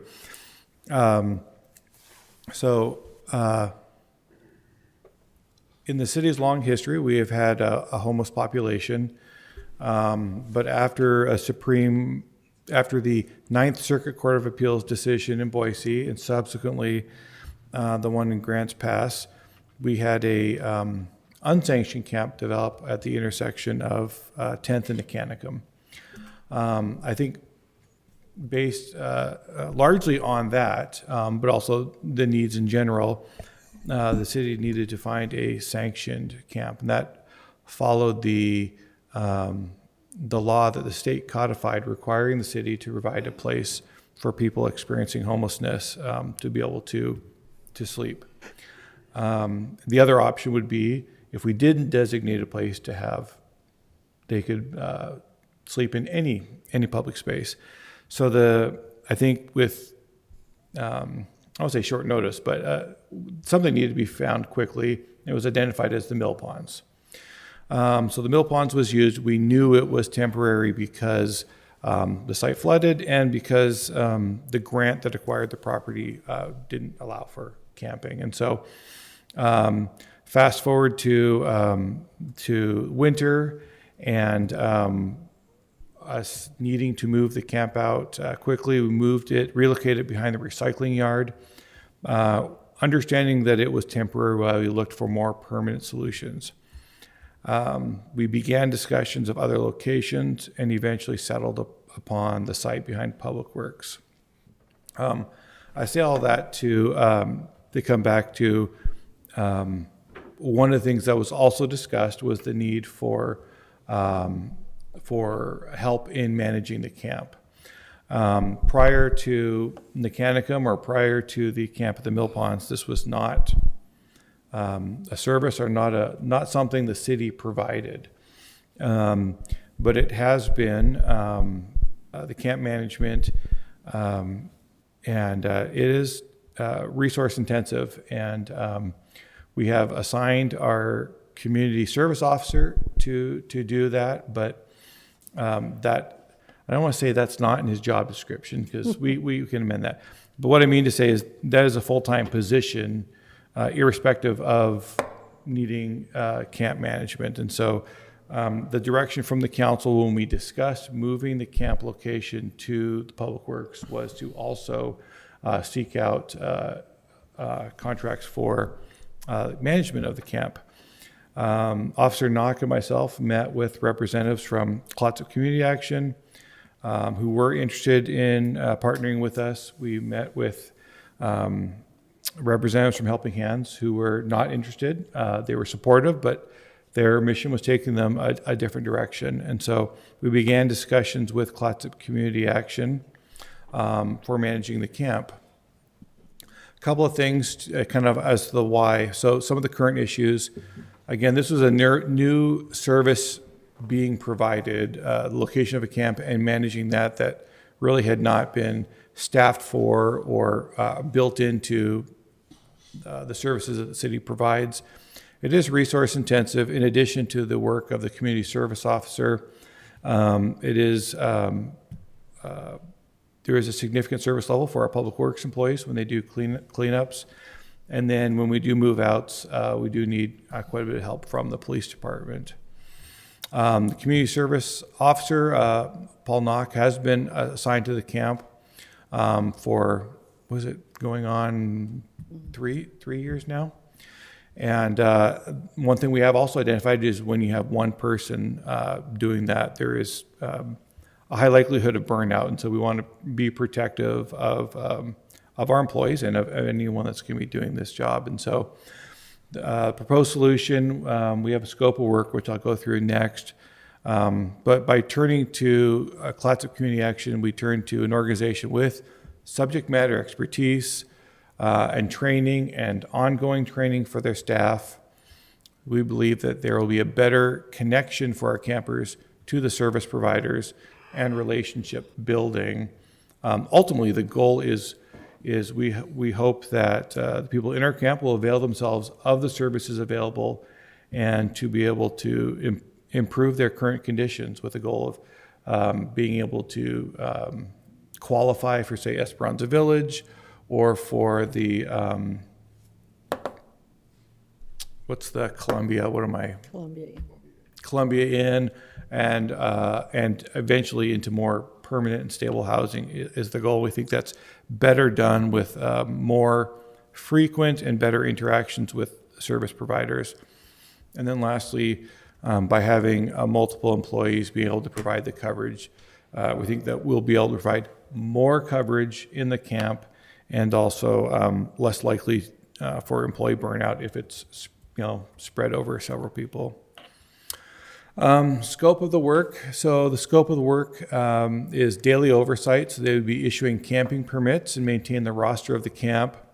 Participant interactions. So they would do daily check-ins with each of the campers, resolve any concerns that come up and complaints received, and help keep the peace at the camp. Reporting and communication. They would provide monthly reports to the city and then respond to other media inquiries or other things like that regarding the camp. Camp maintenance, they would do weekly inspections and then they would coordinate cleanups. The contract does not have them doing the cleanup. It would still be our public works employees and possibly in coordination with our police department, but there's a process to identifying when it should happen and coordinating with our staff to have that happen. Enforcement and compliance. So they would issue campers warnings for rule violations, and however, they would refer any enforcement to the police department. Ultimately, the police department has the authority to do the enforcement, and we want our police doing it, not Clatsop Community Action.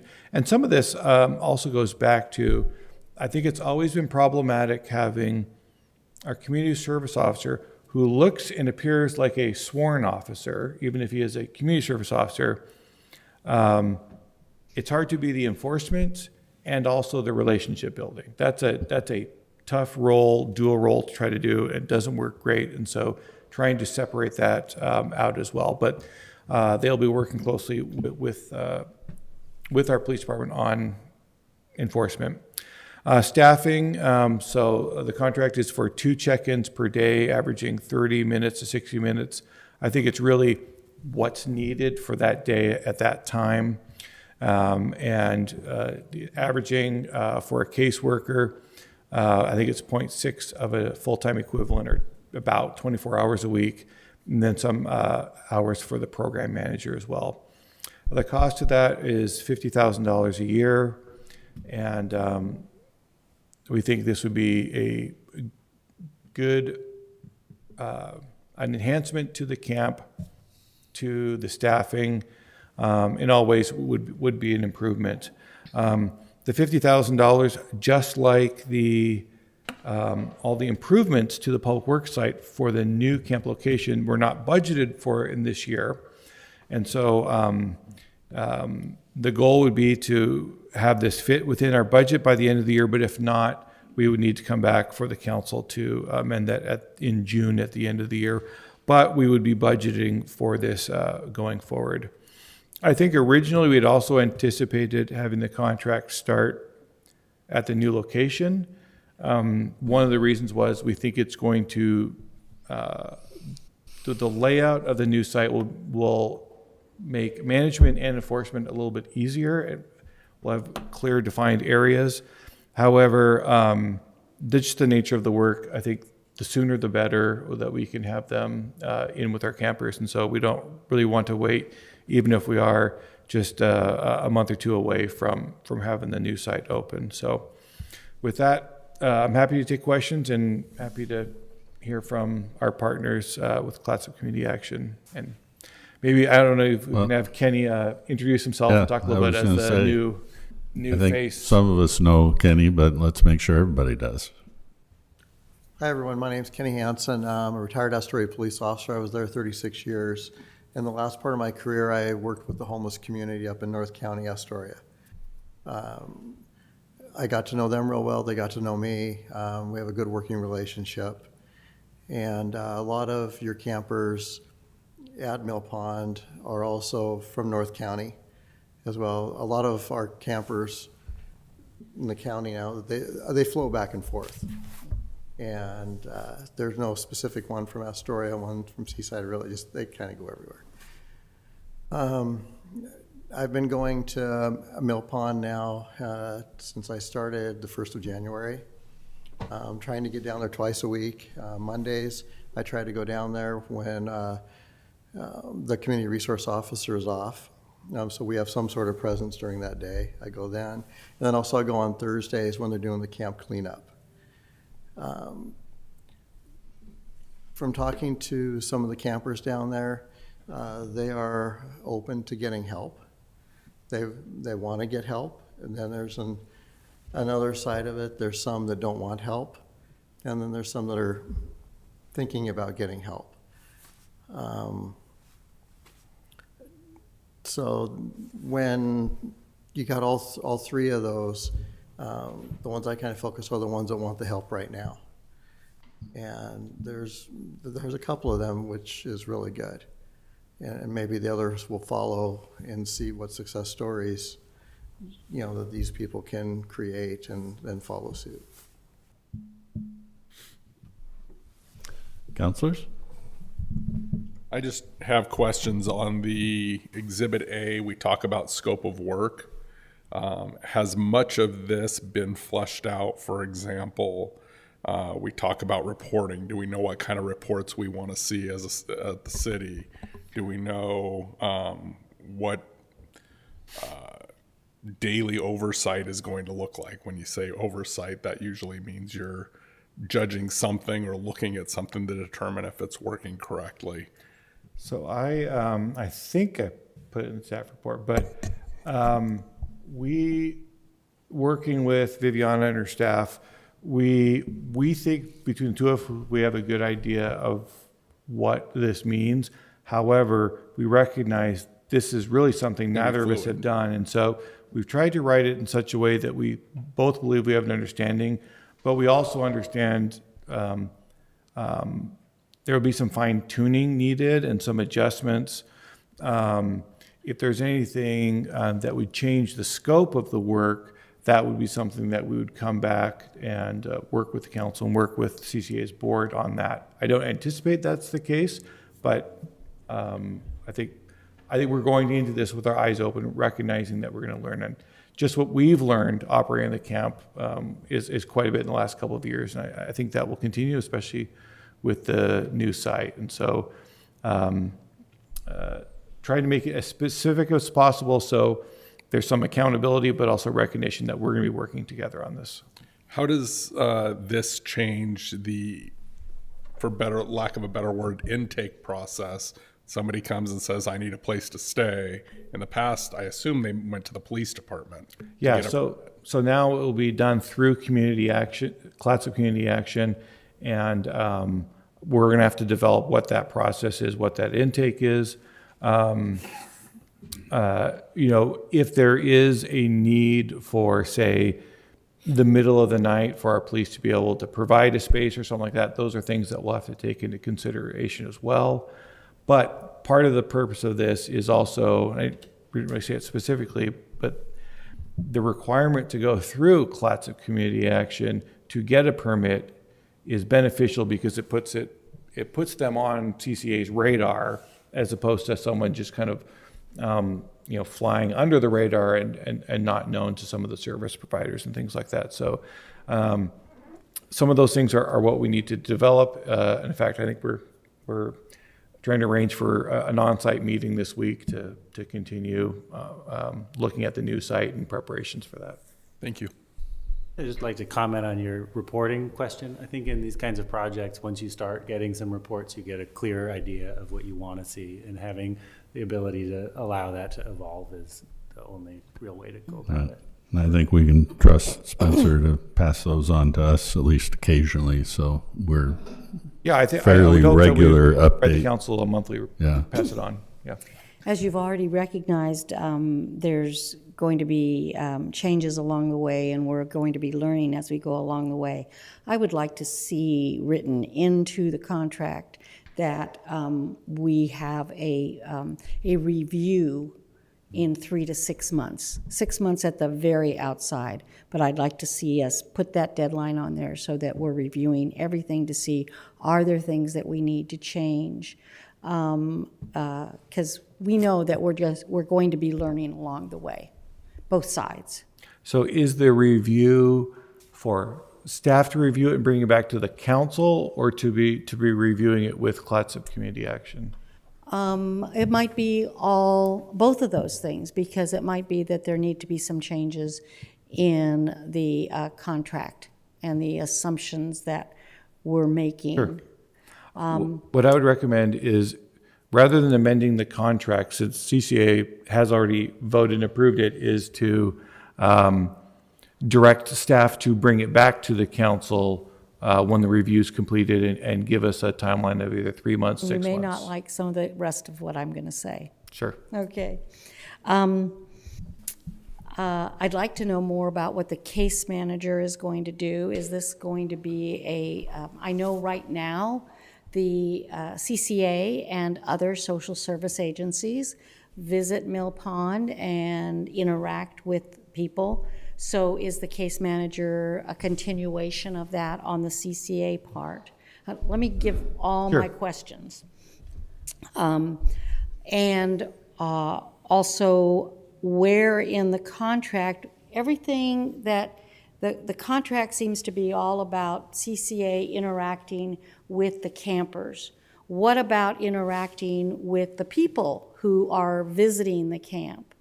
And what is the responsibility of CCA, for instance, if they are there and someone comes into the camp who's not supposed to be there, because we are going to have those kinds of rules.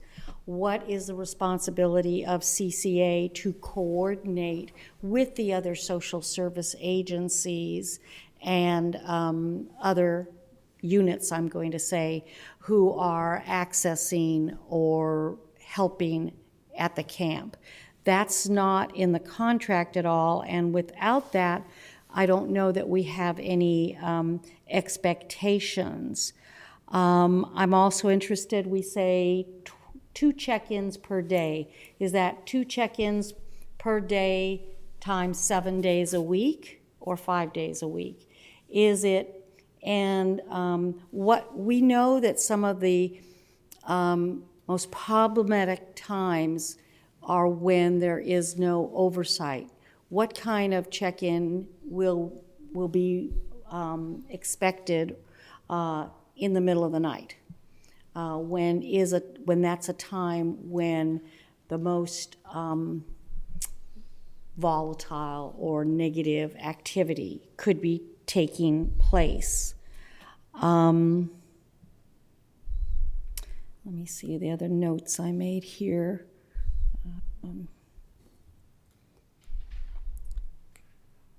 A lot of them are the same. I would also suggest in the contract that number 5, where you have project managers, that you have positions there rather than specific people. You've put specific names there. If those people leave, etc. I would prefer that too. The contract we use is from our attorneys, and that's how they have it. And so I agree it would be easier to identify positions for that reason. Yeah, especially since one of those is you've identified an interim position, when I think you really mean a position, and it just happens that we have somebody. Yeah, and I think it does say that there is a responsibility to update the other party when that changes. But yeah, I just kind of prefer not to have the exact names, because those are going to change as you go along the way.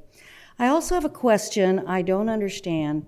Number 9 talks about overtime. I guess I don't understand us dictating to another agency how they pay overtime, but what's puzzling to me is that is exactly, it's repeated in number 22.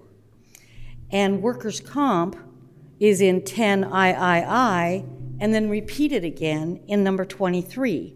I don't get that, why we're doing that.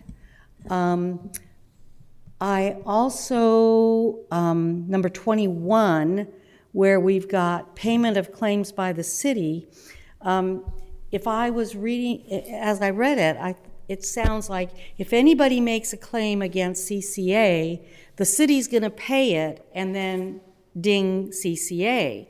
To me, that has to be a validated claim before I would want that in there.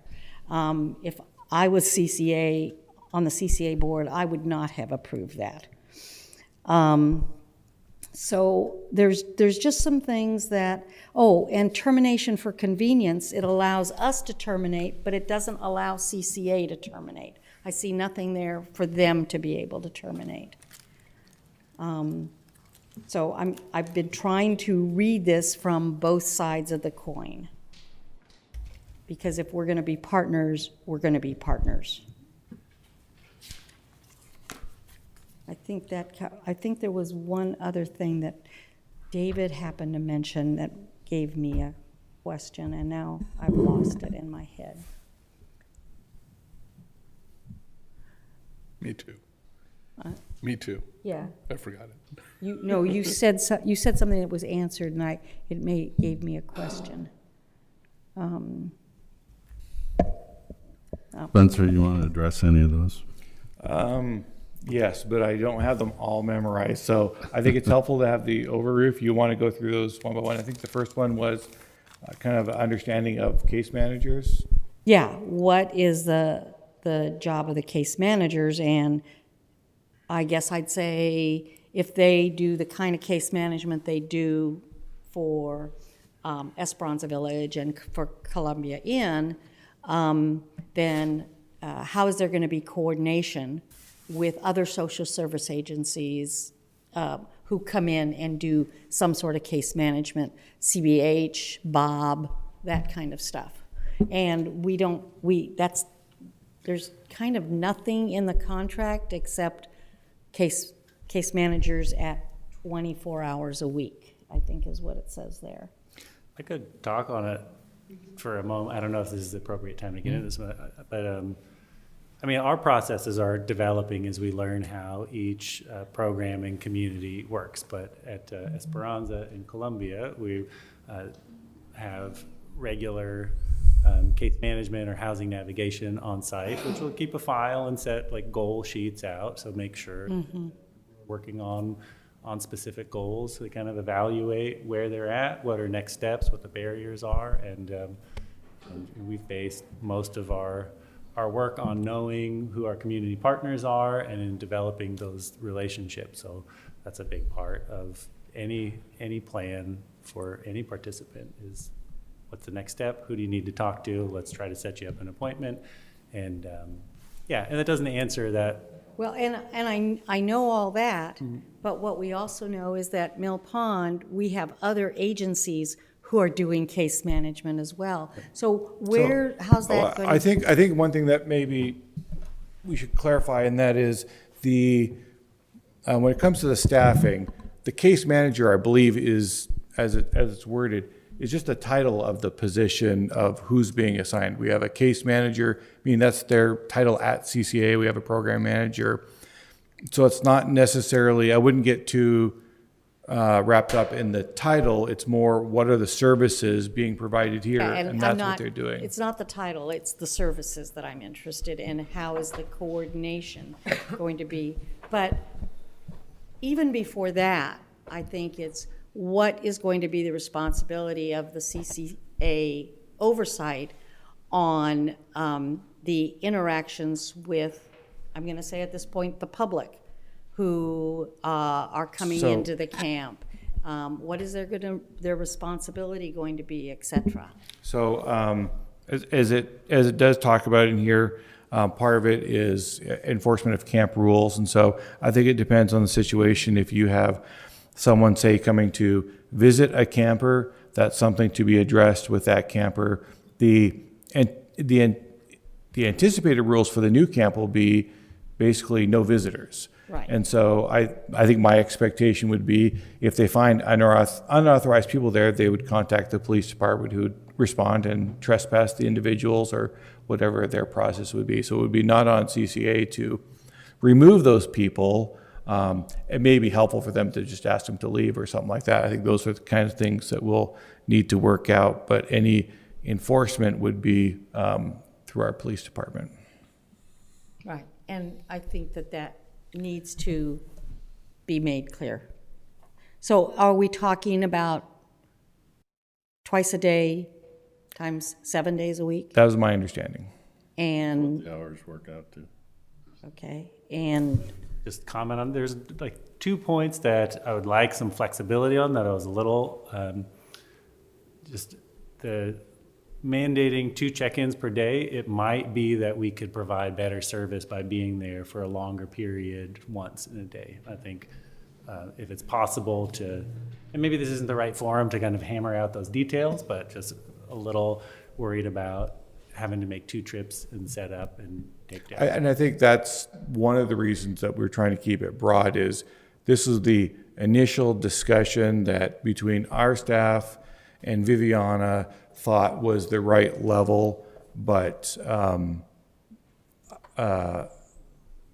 obviously that is going to be refined and modified as we gain experience. I think the way I look at it is it's not like we're not trying to contract them for an hourly rate for things. It is really, the contract is for management of this program, and this is these are the services we expect to get out of it, and how much we're willing to compensate them for it. But so much of this will be subject to change that it didn't seem to us to be a good use of our time to get to that level of detail when it would be speculative on their part and on our part. And so I think, again, I go back to, it was written with some generality to allow both organizations to fine tune what this looks like on site. And I think it also will change significantly from the current site to the new site. And so Spencer? I really appreciate them being partners with us as we move to the new site and us working together. I think that's very important. And I know that some of what I'm talking about seems to be in the weeds, but that's where we start misunderstanding and lose our partnership feelings. So I think that it's important. I think the intent behind this that I'm hearing is that every camper is at least seen once a day. That's have contact with, yeah. Some kind of contact, yes. I remembered the question from what David was saying. You know, if somebody, it's not going to be unusual that somebody after hours or in the middle of the night or whatever is feeling like they need to have a camp. I know that Paul, as he's been gone around the city, or other police officers, they see people who they can suggest to them, oh, there's a camp. And what we also know is that the public needs to have a place to say, oh, this person needs you need to look into whether this person can get into the camp. From a public's perspective, we need to be able to give them who to contact, how to contact, a phone number, and so that they can help whoever it is they're trying to help, whether it's at 10 o'clock on a Saturday morning, 1 o'clock on a Monday afternoon, or midnight in the middle of the night.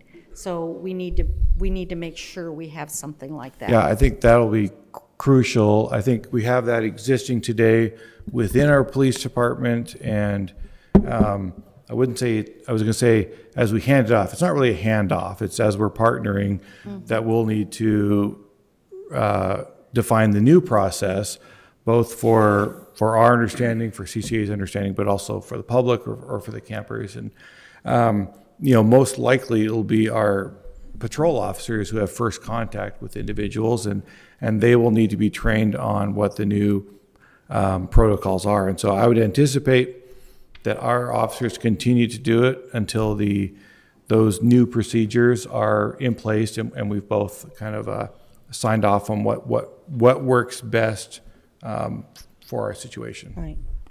I'd like to get some of the other counselors' input. Heidi? I personally am very optimistic about this partnership. It sounds like a win-win situation. Your police officers can't always go to the camps. Depends on their calls for service. And even with the CSO, they have a lot of other duties to do. So to have someone who's dedicated to it, where we know that they're going to be there every day and making relationships with these campers, I think is phenomenal. It frees up your police personnel, and I think it does. Somebody said, you can't, maybe Seamus said it, you can't expect your CSO to be building relationships while also enforcing things. So it maybe splitting those two things is the primary benefit here. I trust that these folks understand the homelessness issue better than any of us do. And I say let's give it a whirl. David, anything else? I just had, just the conversations have just brought up that, talking about when they're going to be there, those types of things. I'm hoping that, when our police department would go and visit the camp, if they see something that's wrong, they're going to enforce it. And there's going to be times when CCA shows up and something isn't right, regardless of the time. And I don't know if, how it would work in the schedule to be able to vary the times so that those things can be seen, because what happens is we know they're coming at 3, drug dealers don't come at 3. Yeah. Because there's going to be somebody there. So Where our police officers coming through, I assume it's still going to be a patrol, area that we're, Yeah. So to address that, especially with the new site's being designed in such a way that a patrol vehicle can pull in and drive right into the camp. It's large enough, in that case, they can go all the way around. I mean, we had a whole discussion a few weeks ago about to have a gate or no gate, and ultimately decided not to have something there because we didn't want anything that would deter our police officers. If there's one extra step to get out, open the gate, drive around, close it, we just know there aren't going to be as many patrols. So the hope is, especially through the night, when we do have officers on patrol, hopefully it's quiet and less going on at the camp, but there's some eyes on the ground. And so when we talk about issues arising in the camp, it's likely more our police officers that will have eyes on that maybe before CCA. I'd hope that they don't start those things when you guys are there, but you never know. But the hope would be more eyes on the camp. I mean, part of it also during the day is we have our public works staff nearby as well who are in a position to call when help is needed. Okay. Want to point out, this is not around the clock coverage. Our participation is still going to be pretty intermittent and light. A lot is going to happen we're not going to be there for, right? We're going to figure out the best ways to do it, but it'll be there once a day to check in. We'll look for issues, and we'll have to figure out all this stuff as it goes. But yeah. The way I say it, it's kind of what Officer Knox is doing now, but more time dedicated to it than he's been able to do. Travis? So many questions. You might want to save me for last. No, go ahead. This agreement says you're allotting 30 to 60 minutes per check-in twice a day. We have an average of 30 plus campers there that allots 1 to 2 minutes per person per day. Is that mathing correctly so far? Yeah, I think. And if that's the case, what are you actually going to accomplish in that 1 to 2 minutes per day per person? Yeah, that's I'm just going to start right there. That's a really good question, and I think it reminds me of just the conversation with healthcare earlier. We're not trying to be doctors scheduling 2 minutes per patient. I don't know how that's going to look. I don't imagine it's going to be like everybody line up and going to do 2 minutes of case management with you. I think it's more likely to be show up on site, do an inspection for critical issues, set up somebody who's going to receive people who are ready to have conversations about services and follow up with previous appointments. Maybe you could speak a little more directly to what we can accomplish. And this is where I don't want to get stuck on like that half an hour, twice a day thing and just like a block the of way a I'm couple seeing hours. it, that's not going to gotta- add up at all to being able to see and actually deal with issues. If somebody actually raises a concern, now you're not able to meet that obligation to meet with everybody because it's going to take, say it takes 15 minutes. All right, and I think this is really and a that's a really quick good point. And session. I think to acknowledge that the amount of time we're spending there is not deep dives with everybody who's there. But I would like Kenny's take on what an hour or two on site might look like. Basically, what it would entail is meeting with all the clients at the site, seeing where they're at in their lives. Also, something I'd like to see, part of my plan I've been talking to people too, is like having the Bob team there, and that they'll be coming in. We've ordered a office trailer to be on site there because we do live in a significant weather problem area. Mm-hmm. So that way it's a comfortable place for everyone to meet.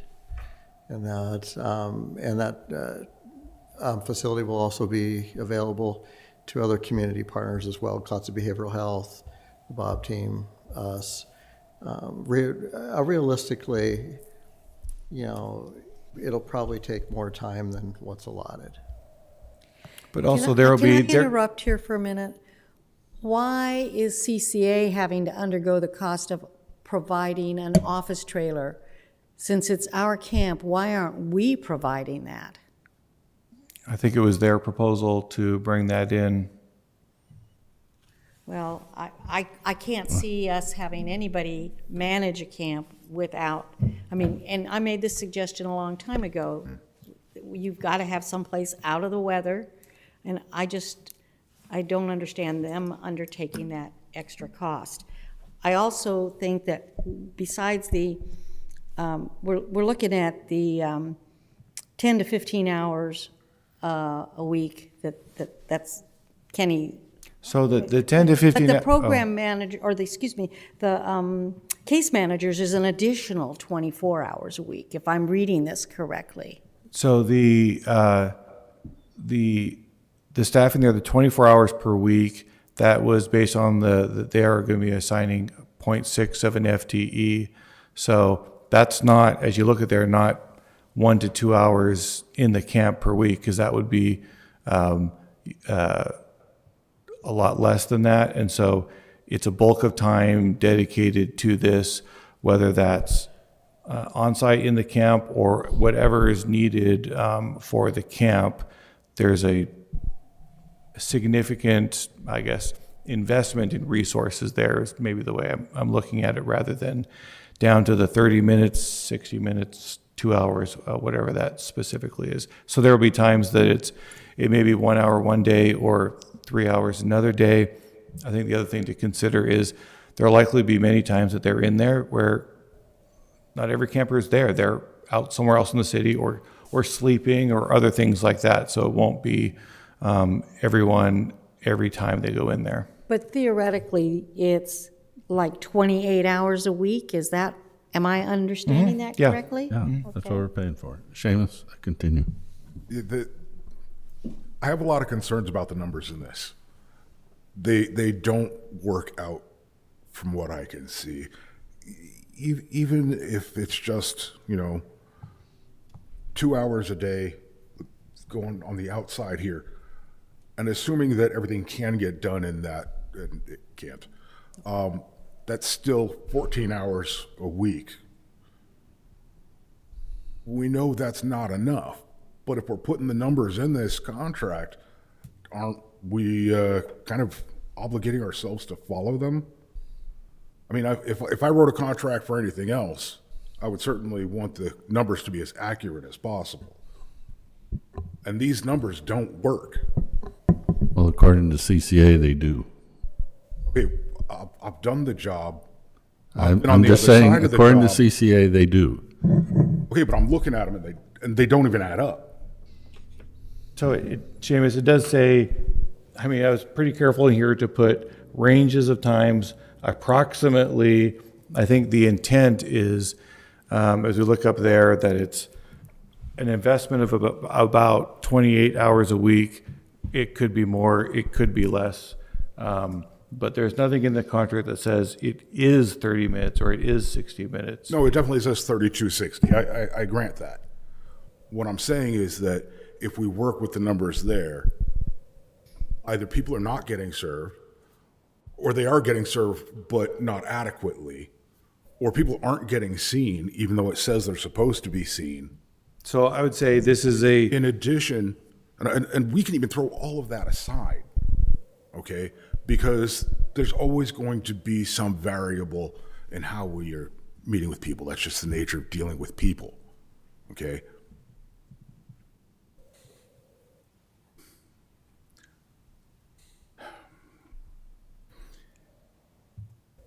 What are we trying to accomplish with it?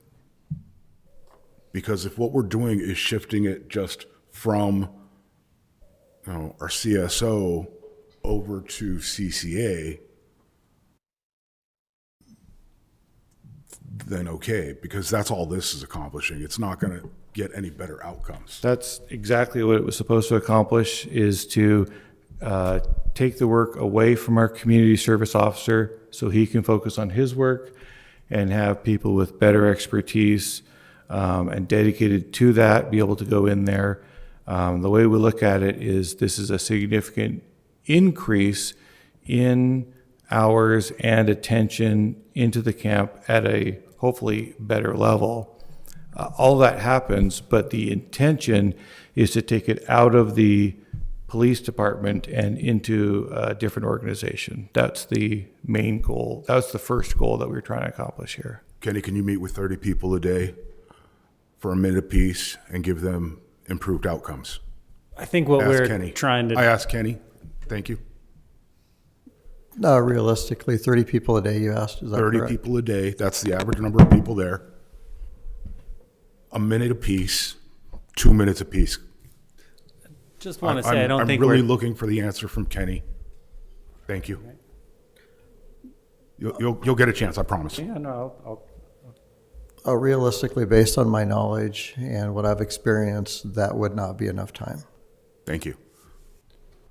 Yeah, I was just gonna say, we're looking at what we can do for $50,000 a year. When we started this conversation, we looked at some cheaper options and some more expensive options, and there is no way we can meet the need in the county. The people need way more support than we can give. Absolutely. What we can do for $50,000 a year is we can make a promise to be there 3 or 4 hours a day, which is attention that they're not getting. We can help identify issues and hand them off to the police department for enforcement and public works for cleanup, and we'll have a presence and be able to braid other funding that is available to hopefully open that window a little bit further.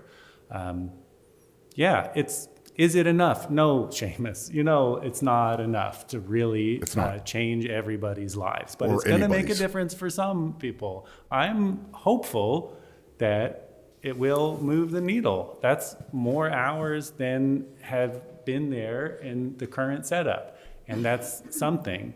And again, I don't know this is the right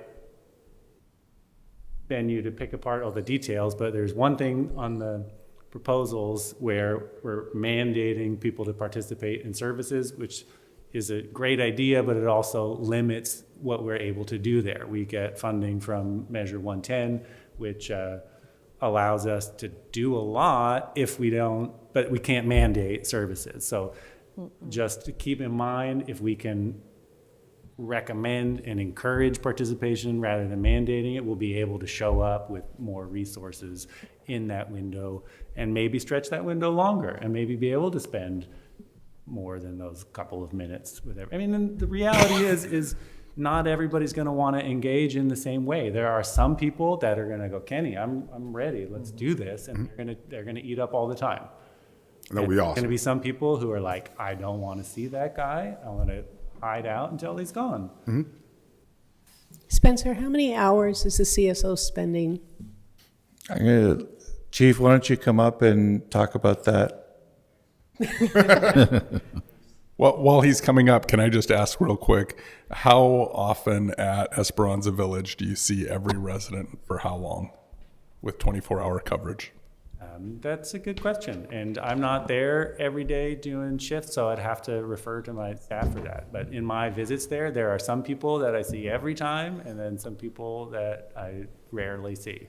And we have kind of monthly community meetings where everybody comes out. And I mean, also with the shared kitchen, I think you end up seeing people a couple of times a day there. And we've got staff around the clock, so it's, people get engaged pretty regularly.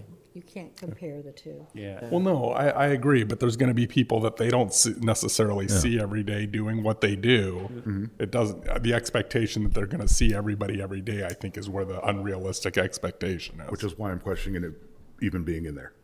Yeah, if it's in the contract. And I think that's a more realistic expectation that in a couple of hours a day they can at least I'm address going a by few what's people. actually here. I understand. Chief, how many hours is your CSO spending at the camp now? Exact hours I couldn't tell you, but at the same time, he's out there every day. I mean, he's got 2 days off a week, so 5 days a week. He's probably out there at least once a day. It could be for a few minutes, 10, 15 minutes. Sometimes he goes off into the mill pond, but I would say he's probably there every day, not necessarily for an hour, let's say, every day, kind of Probably longer on Thursdays. A daily, when I was it's just getting ready to cleanup. say that, Thursday cleanups, you know, he's out there regularly, assisting with that, but, you know, he's out there at least once or twice a day. But then he's off 2 days a week. Yeah, he's got his days off. But the police are out there fairly regularly, whether called to and or just, again, just Stopping by. popping in and patrolling the area like they do other places or what have you. So, I mean, there's significant check-ins probably daily out there, but for the CSO, yeah. Is that right? Pardon me? Are you short-staffed one CSO? No, we only have one billeted, funded. We have one CSO. Okay, I thought there had been an opening for a second. Okay, so even with what the chief is saying, this is going to be more time than what our CSO is able to do. So I don't understand the consternation myself. So I'm going to continue. Staffing is there on a scheduled basis, ideally, or not? And because that would make it easier for people to be able to come in and get that check-in. I think that's likely how it would start. I think, I'm going to argue for flexibility on what it looks like, on time commitment, but it's going to be Kenny's strategy. So. Yeah, I think right now we'll schedule it. Yeah. Okay, so. And then maybe stagger it as time goes on, seeing how it all kind of pans out. Being this is a new project. I'm just thinking, if they're there at the same time every day, it's easier for somebody to know when to be there to get a permit. It is. Unfortunately, it also makes it that much easier for the drug dealers to know, as what's mentioned earlier, They're when not not going to be there. able to provide green. No, you're not. This is so small $50,000. that it's not, Yep. we're putting on a show. I mean, that's how I feel, that this is a little more than an expensive show. Because it's not going to stop the drugs. It's not going to stop the crime. It's not meant to do that. It's meant to take the things that the we're not CSO getting is improved doing and take it outcomes. to somewhere else. There's a lot of concerns here. Let's, Chris. I am actually delighted by this. I think it is a move in the right direction that has been needed badly at that camp for quite a while. I think if it provides more expertise in services, better connections to services, closer interaction to get to services, then it will do what it's meant to do. And I don't think we're able to do that right now. So I am thrilled that we're moving in the right direction. What I will say is it sounds to me a bit like a pilot program in my vernacular. So I might look at it a little bit like that, and instead of thinking about we're locking in for a year to a program and we're gonna, despite the wonderful nature of our relationship, we're gonna kind of collaborate throughout the year. I might look at it more as we're piloting a new program and we're going to make mistakes and we're going to learn things and we're going to want to make changes along the way. And how do we build that into the agreement so that we're able to do that on both sides? And my response to that is I hope we've built in the flexibility that we can do most of that. But again, if what we learned we think substantially changes the scope, that's when we will come back. And this is something that can be changed in one meeting. We're not having to go through a longer process. We can take whatever time is needed for whatever that particular need is. Seth. If you do the math, it's $136 a day. So this isn't going to solve all of our issues. I think this is a foot in the door to start figuring out, to free up the CSO and have you guys take it over. And then at some point, if you guys do a good job, maybe we can raise the budget and have you there more. But I do think it makes a lot of sense to have you there at a specific time. I'm not going to get into the scheduling, and you guys know all that. But to me, I don't see you guys as being like a camp monitor, like to keep drugs out or anything like that. That's a job for PD and Public Works and our whole team. But I do see you guys being there to connect with the campers and try to offer them help.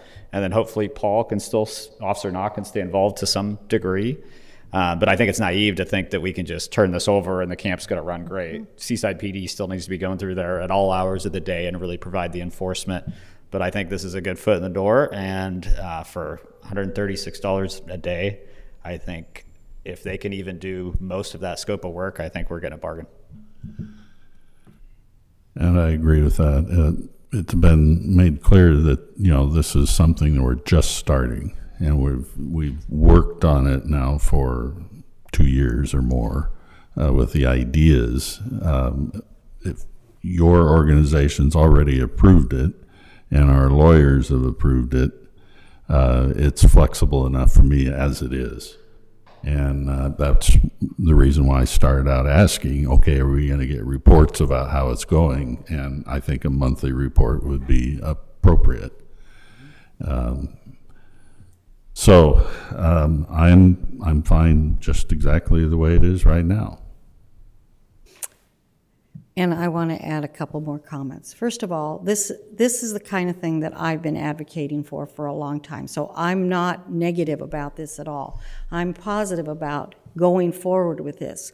But I want to make sure that we set it up so that we have a successful partnership. This is a partnership. And so I really like the way Chris characterized it as a pilot project.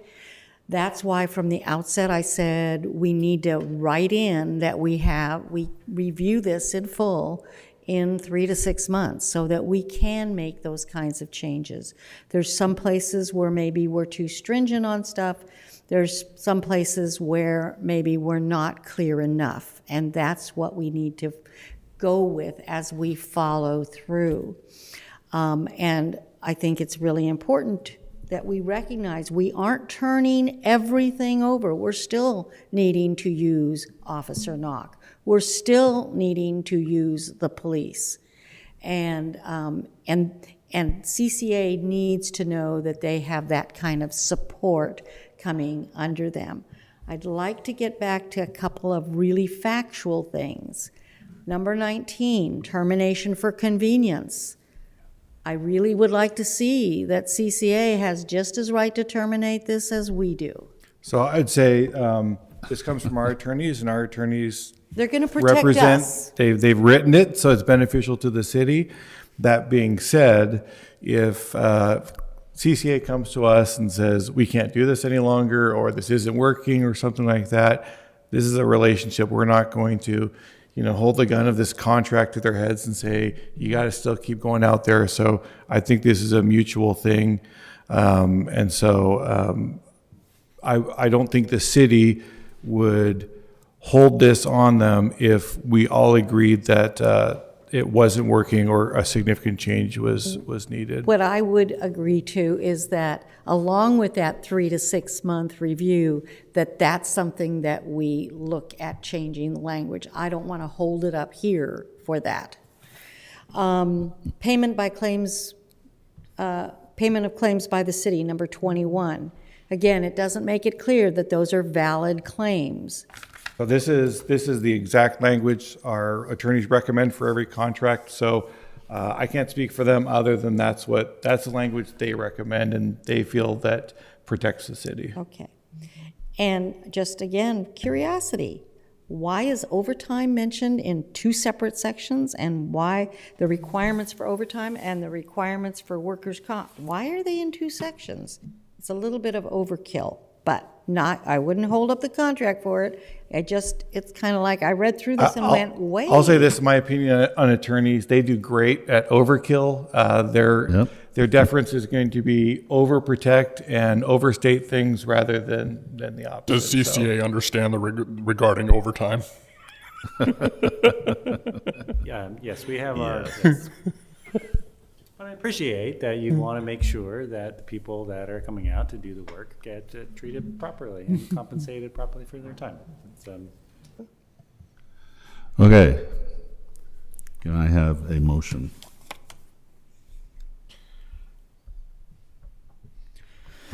I move to read Resolution 4054 by title only. Second. It's Council President Morrissey and Councilor Pasalski. All those in favor say aye. Aye. Any opposed? Motion carries. Spencer? Resolution 4054, a resolution of the City of Seaside 5-5. approving.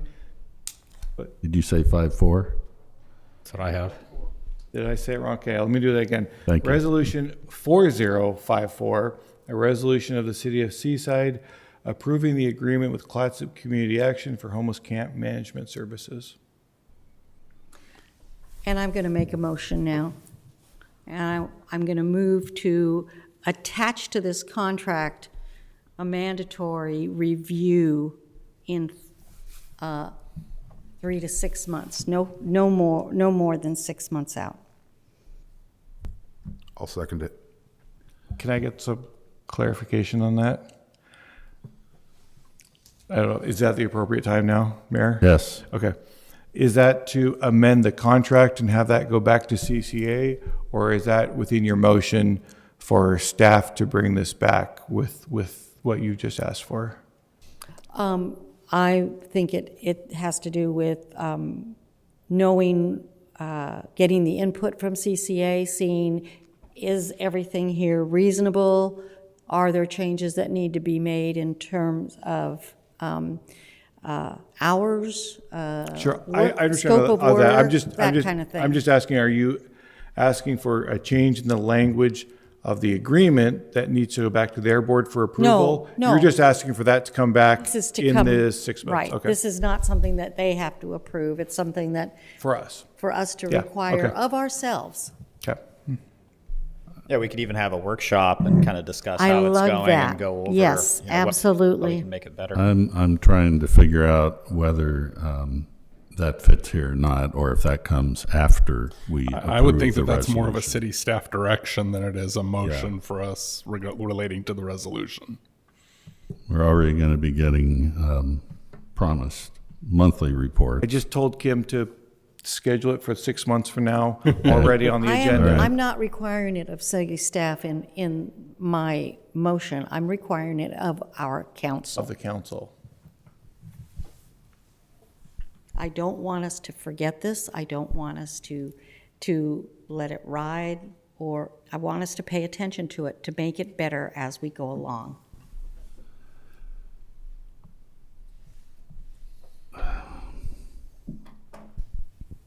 There is an additional motion on the floor by Councilor Montero with a second from Councilor McVeigh. I'm not sure this is the appropriate place for it because we're talking about a resolution that's already been talked about.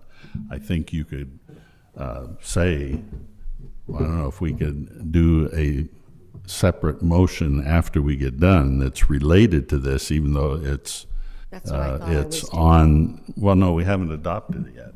Oh, I thought we did. No, I just we read it. by title only. Oh, okay, So you Okay. could, On the you- floor So is to adopt. withdraw your motion, and then we'll talk about it. okay.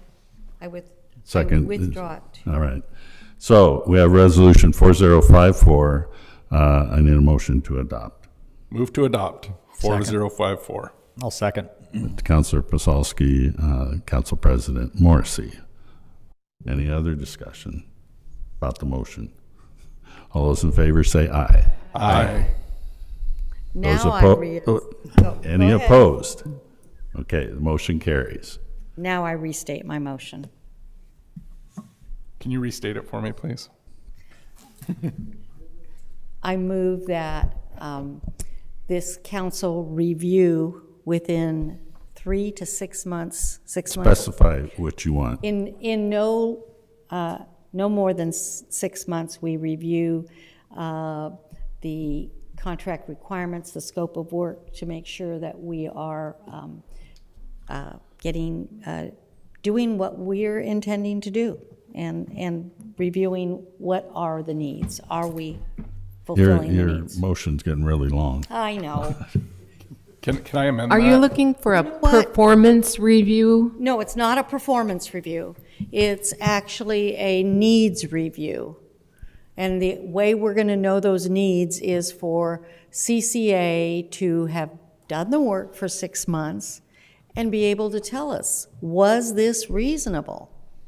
Can I amend your motion? Depends. I would like to just say that we do this review before adopting the new budget for the next fiscal year, so that we can make adjustments before adoption, if needed. Yeah, that happens in 4 months, June. yeah. It's 4 months. Is that enough time? It all depends when we start the project. Oh, yeah, we're not starting this until. 3 weeks. We're not, I don't know that it's 3 weeks that we're moving. It says March I think 1st. we said March 1st in there. Yeah, it said March 1st. But then you said later it was gonna start when we move into Avenue. No, that was No. that was the Before. original Original. plan, and then we decided we didn't want to wait until then. We'd rather just get going with the existing camp and have them in place before then. I like the original plan. We started. I like the original plan better, because that's what I was understanding all along, is that this was gonna be July 1st. It gets side by approved. side with the move to Avenue V. Could be a trial run at the March old 1st camp. will take care of that. I think it'll be just hard to set up a lot of like the permits and roster and things before the new. I mean, we can start Absolutely. engaging with, but I think it should be around the new location if we're starting before the. And in some ways, Yeah, right. CCA is already at the camp and working there. You're already So. working there, yes. The only part we need to really look at is the permitting and things like that, which I can get with Paul about, because is there permits issued now? There are permits issued now, and given, as I've spoken with you, Spencer, I have some thoughts about how we need to improve that permit process. Tita, can I recommend that we maybe just propose a workshop, 6 months down the line and do a camp review at that point, since we don't really have a timeline? How do you feel about that? It's your motion. Well, you had a reason for bringing it up to talk about Well, I explained it. before I the mean, budget. we can decide. Let's take the first motion, and then if it doesn't pass, then we can go with my motion. I'll place a motion with that timeline. Well, my motion just said the review in 6 months, no Okay. less than no more than 6 months. Okay. Was that seconded? Seamus seconded it. Okay. He seconded your first And, one. no Well, more. let's vote on that. No more Hold than it, 6 hold it. months still takes in your date. I'd like just a very simple motion. So we review this contract in 6 months, within 6 months. Is that the motion? We review the contract and the needs in no more than 6 months. Okay, you have that, Kim? Will you second that? Yes. Second. Okay, now any discussion? I'm fine with it. I think it's unnecessary, but to get the meeting moving along, I'll agree to it. I think we've already made it clear we're going to be reviewing it every month. All those in favor of the motion, say aye. Aye. Aye. Any opposed? Motion carries. We'll review it within 6 months. Okay, thank you, guys. Thank you. Thank you. And we look forward to, getting those reports and seeing progress. Yes. We appreciate your partnership with us. Thank you. Thank you likewise. Thank you. Show me to be wrong, please. What's that? Show me I'm wrong, please. I'm encouraging you. I'm saying I think you can. And I hope you can. Okay. I'm optimistic that we're going to make great changes. I'm open for it. Okay. Thank you. Thanks, guys. Jeff, Actually, I think I'm going to are take you this doing one. it? Okay. And we don't have a guest, right? I think they're joining online. Oh, okay. Yes, there he is.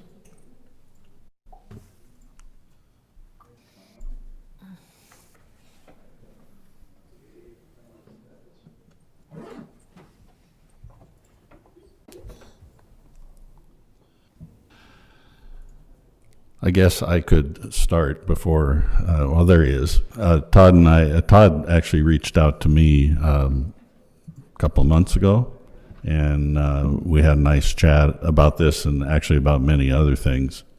And so we started this process, and I think it's a good partnership between us and the Clatsop-Nehalem Confederated Tribes. So, Spencer. So, the Clatsop-Nehalem tribes reached out to the city. They own property the very north end of the city, west of Highway 101, and north and west of the city's Gateway Park. And they have a proposal to put a tribe sign. So if you look on the map there, they own that hatched area in yellow. The city park is in red, where it says City of Seaside Gateway Park. There's a little arrow right at the northeast corner of our property. It says existing city entry sign, which, let's see. It's shown there on the little. I clicked the wrong button. The lights. Yeah. And so you're probably familiar with it. That's the sign you see, the Seaside sign in the middle of there. And then their proposed site is just to the north of that on their property. And you can see an image of what it'll look like. I'll turn it over to Todd in just a minute. But it took me a while to understand what's happening here. But the way it works is there are certain rules within the state highways ordinance that are meant to reduce signs and visual clutter and along the state highways. And so there are regulations that permit what signs can and can't be there. And so the city is able to, or ODOT will approve a sign if it's a city sign or city-sponsored sign. And so we've been approached by the tribe to basically participate with them. So the way it would work is we would submit the sign as the permittees, which would allow them to place a sign. Ultimately, we're responsible to ODOT, but then we would enter into an agreement, which is in your packet, with the tribe for them basically to take on all the responsibility. So basically, we're taking the responsibility on their responsibility on us in our application to ODOT, and in return, the agreement is they'll take care of everything to erecting it, maintaining it, liability, everything like that. So basically, we figured out a way between the city, ODOT, and the tribe to be able to permit this sign. Anyways, with that, hopefully that's clear as mud. I'll turn it back to the mayor and to Todd to probably give it a much better introduction and overview of what the tribe is requesting. Well, and we should Actually, hear that was pretty good. Yes. Go ahead. Oh, Mayor, I didn't mean to interrupt you there. So real quick, that is the basic overview, and there's a lot of backstory on how we ended up with this approach as opposed to the tribe just going and getting a permit. And that was for a couple different reasons. One was the property is still zoned residential. Mm-hmm. And we worked with Mr. Flory to try to see if we could just apply for a sign, but it didn't really follow closely underneath the sign code. And so we're using the city exemption for both the city rules and the ODOT rules to get this done as easily as possible, because we didn't want to go through a rezone just for the sign or declare it a park or a bunch of different things. So we really appreciate your help with getting it through. Does that about sum it up, Mr. Mayor? I think that sums it up pretty well. This sign is, similar in nature to the one that's down at Cannon Beach. Same kind of idea. the sign will be, farther north from where our sign is, so it'll just be something people see on the way into Seaside or exiting Seaside. I've reached out to my contacts at ODOT, and it appears that everything is okay going this route. So I think it's, I don't know, Todd, eventually there could be other things here at this site. Part of it, you can see by the map, is actually on the other side of the Neocoxie Creek. So, that will probably stay as it is, but it's possible, there could be some kind of tribal activity going on this site eventually. Yeah, this is just kind of our first step in hopefully a lifelong plan of improvements, and this is the first step. The mayor asked me that I also present to you something that's ongoing right now, and I've been talking with the building department about getting a permit for that as well. If you could go back one slide. We've had commissioned a welcome pole that's going to be added on our portion of the property. And what that is, it's sort of coast Oregon and Washington and parts of Alaska tradition is have these welcome poles that are a figure with outreached arms that sort of represent a welcoming to the site.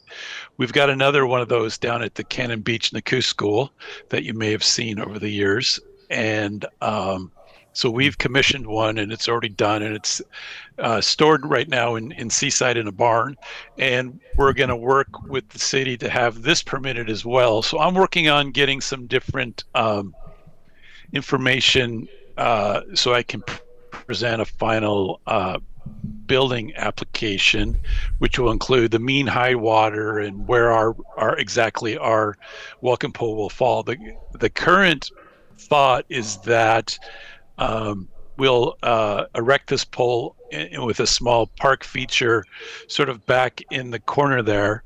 You can see on the map here where I've highlighted where the two properties are sort of interesting, how they kind of tie together, they sort of loop together. And so if you go to the next slide, actually the next slide after that as well. So there's a existing bench, and there's another monument back there, a small basalt monument. And this is just me with a really quick sketch that I threw together today. Apologize for the crudeness, but to give you a sense of the scale and how it'll be lifted up out of the tide plane so it won't be affected by any of the king tides. So we'll be coming more and more engaged in this and presenting a permit for proper erection as well. So these are the two kind of starting points for our work on the site. I will go back to the meeting earlier and how these two subjects, the tourism and the signage and the homeless aspects of the meeting, both tie into this property incredibly in a very important way, because we are, inundated with people sleeping out there and then having to kind of work with the local police and whatnot. We've been pretty fortunate lately to not have a lot of that, and I think that's based on all the wonderful work that the city is doing. So it gives them an alternative place to go rather than pitching tent in the park. So I can say the tribe is 100% supportive of everything we talked about earlier in the meeting. So between those two, did anyone have any questions? More importantly, I'll be back probably with final design presentation for the welcome pole. But if we want to go back a couple slides, does anyone have any questions about the sign? I have a question. Sure. What's the distance going to be from the Seaside sign to this? Oh, you can see right there, I've shown it, and this is a fairly accurate drawing, but that's probably about 200 feet, I think.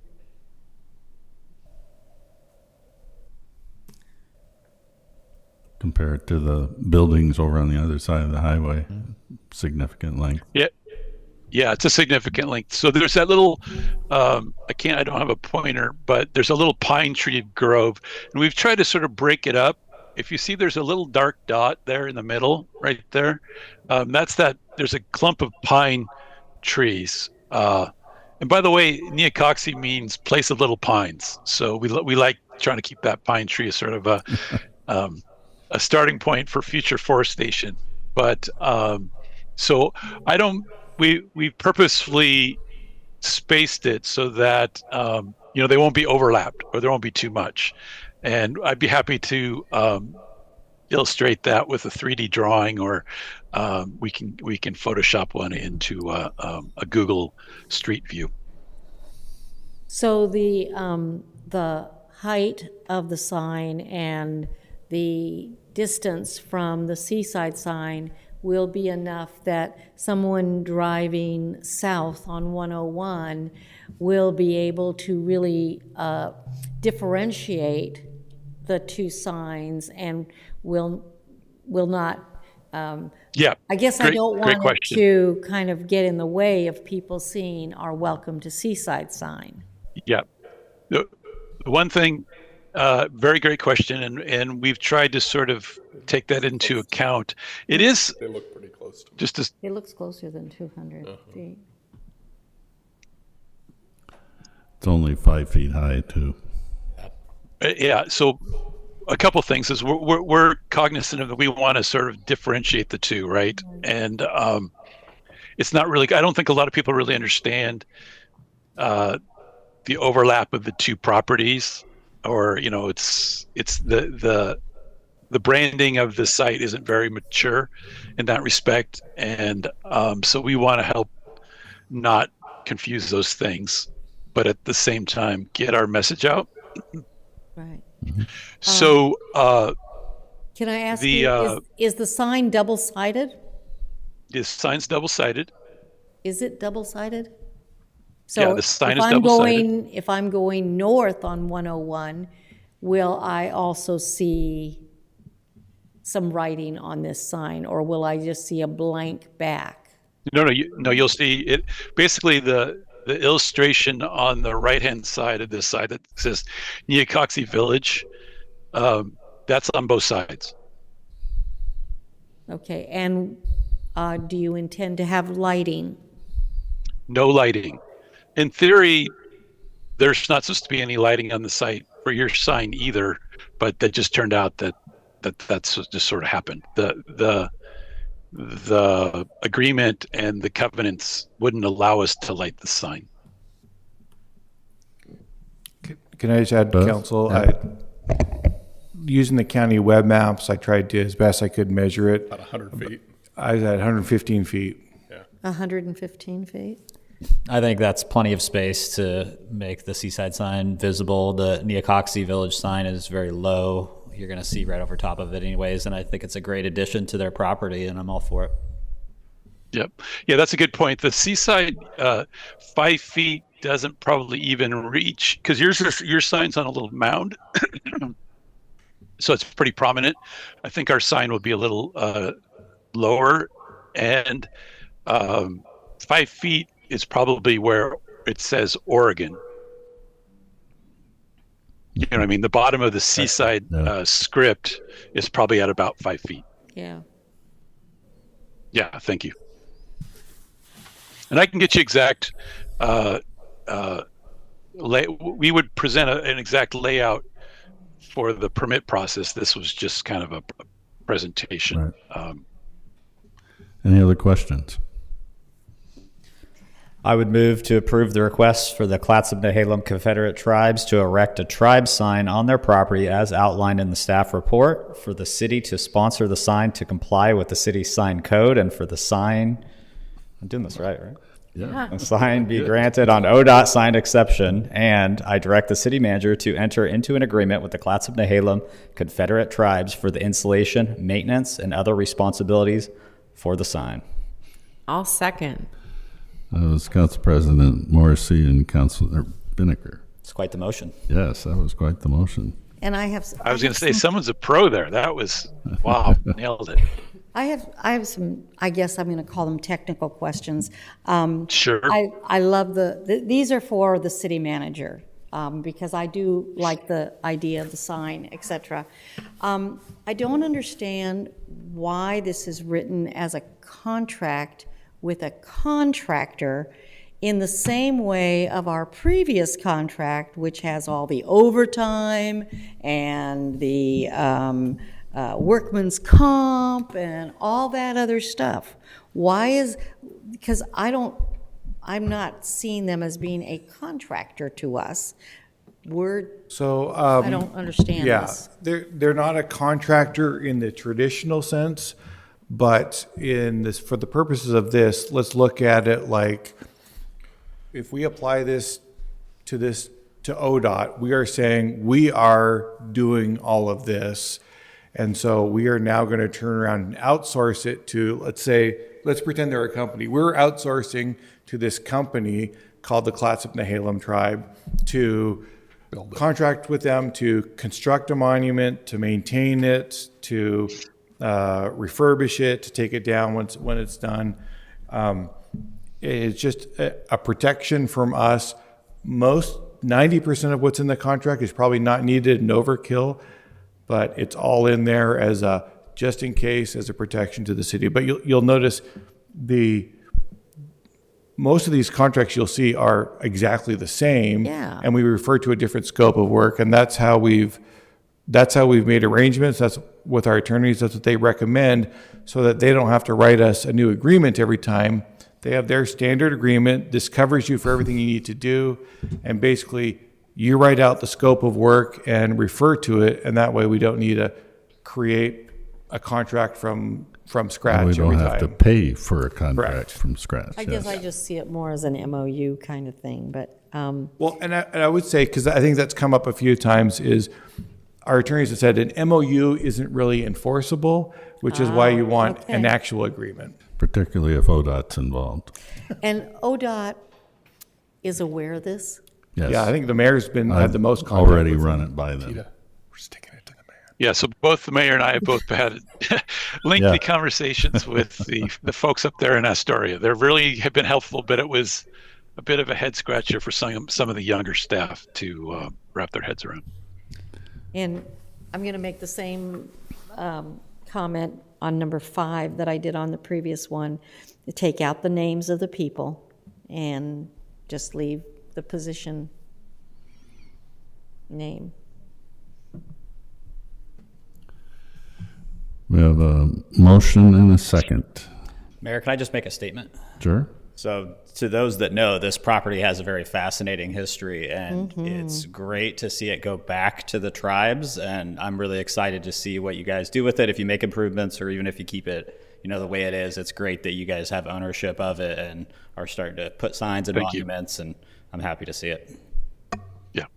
I've told Todd this too, that, the city, when he first had a screen up there, the city actually gave money towards that sign, and I thought that was a really good start or continuation of our partnership, and I want the city to continue that.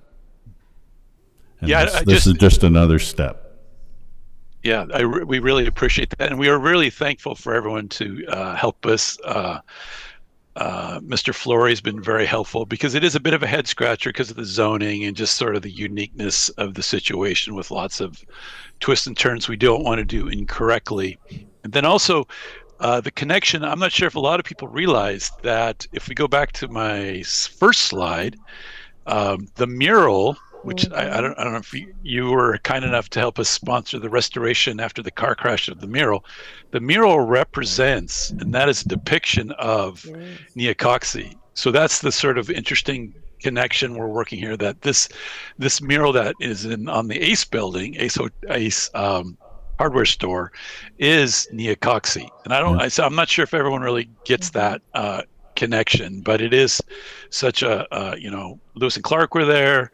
We were there for thousands of years prior to Lewis and Clark, and so it really is an amazing well, just going out there, it's an amazing place, but the history is amazing as well. And so hopefully this plants a seed for some further, our next step, to start up for further branding for both of us of this park and its history and how we can draw tourists to it. And a lot of Lewis and Clark tourists drive by here every day, and I'm sure they don't realize that this is an important site for them as well. Okay, thank you. So, all those in favor, say aye. Aye. Any opposed? Motion carries. Thank you, Todd. Thank you. Hey, I really appreciate everyone's time and help, and we'll be in touch. Thank you. Yep. Now we get to Resolution 4055, the one that was added. Again, apologies for the short notice, but we have discussed this. Jeff, you gonna lead it? Yeah.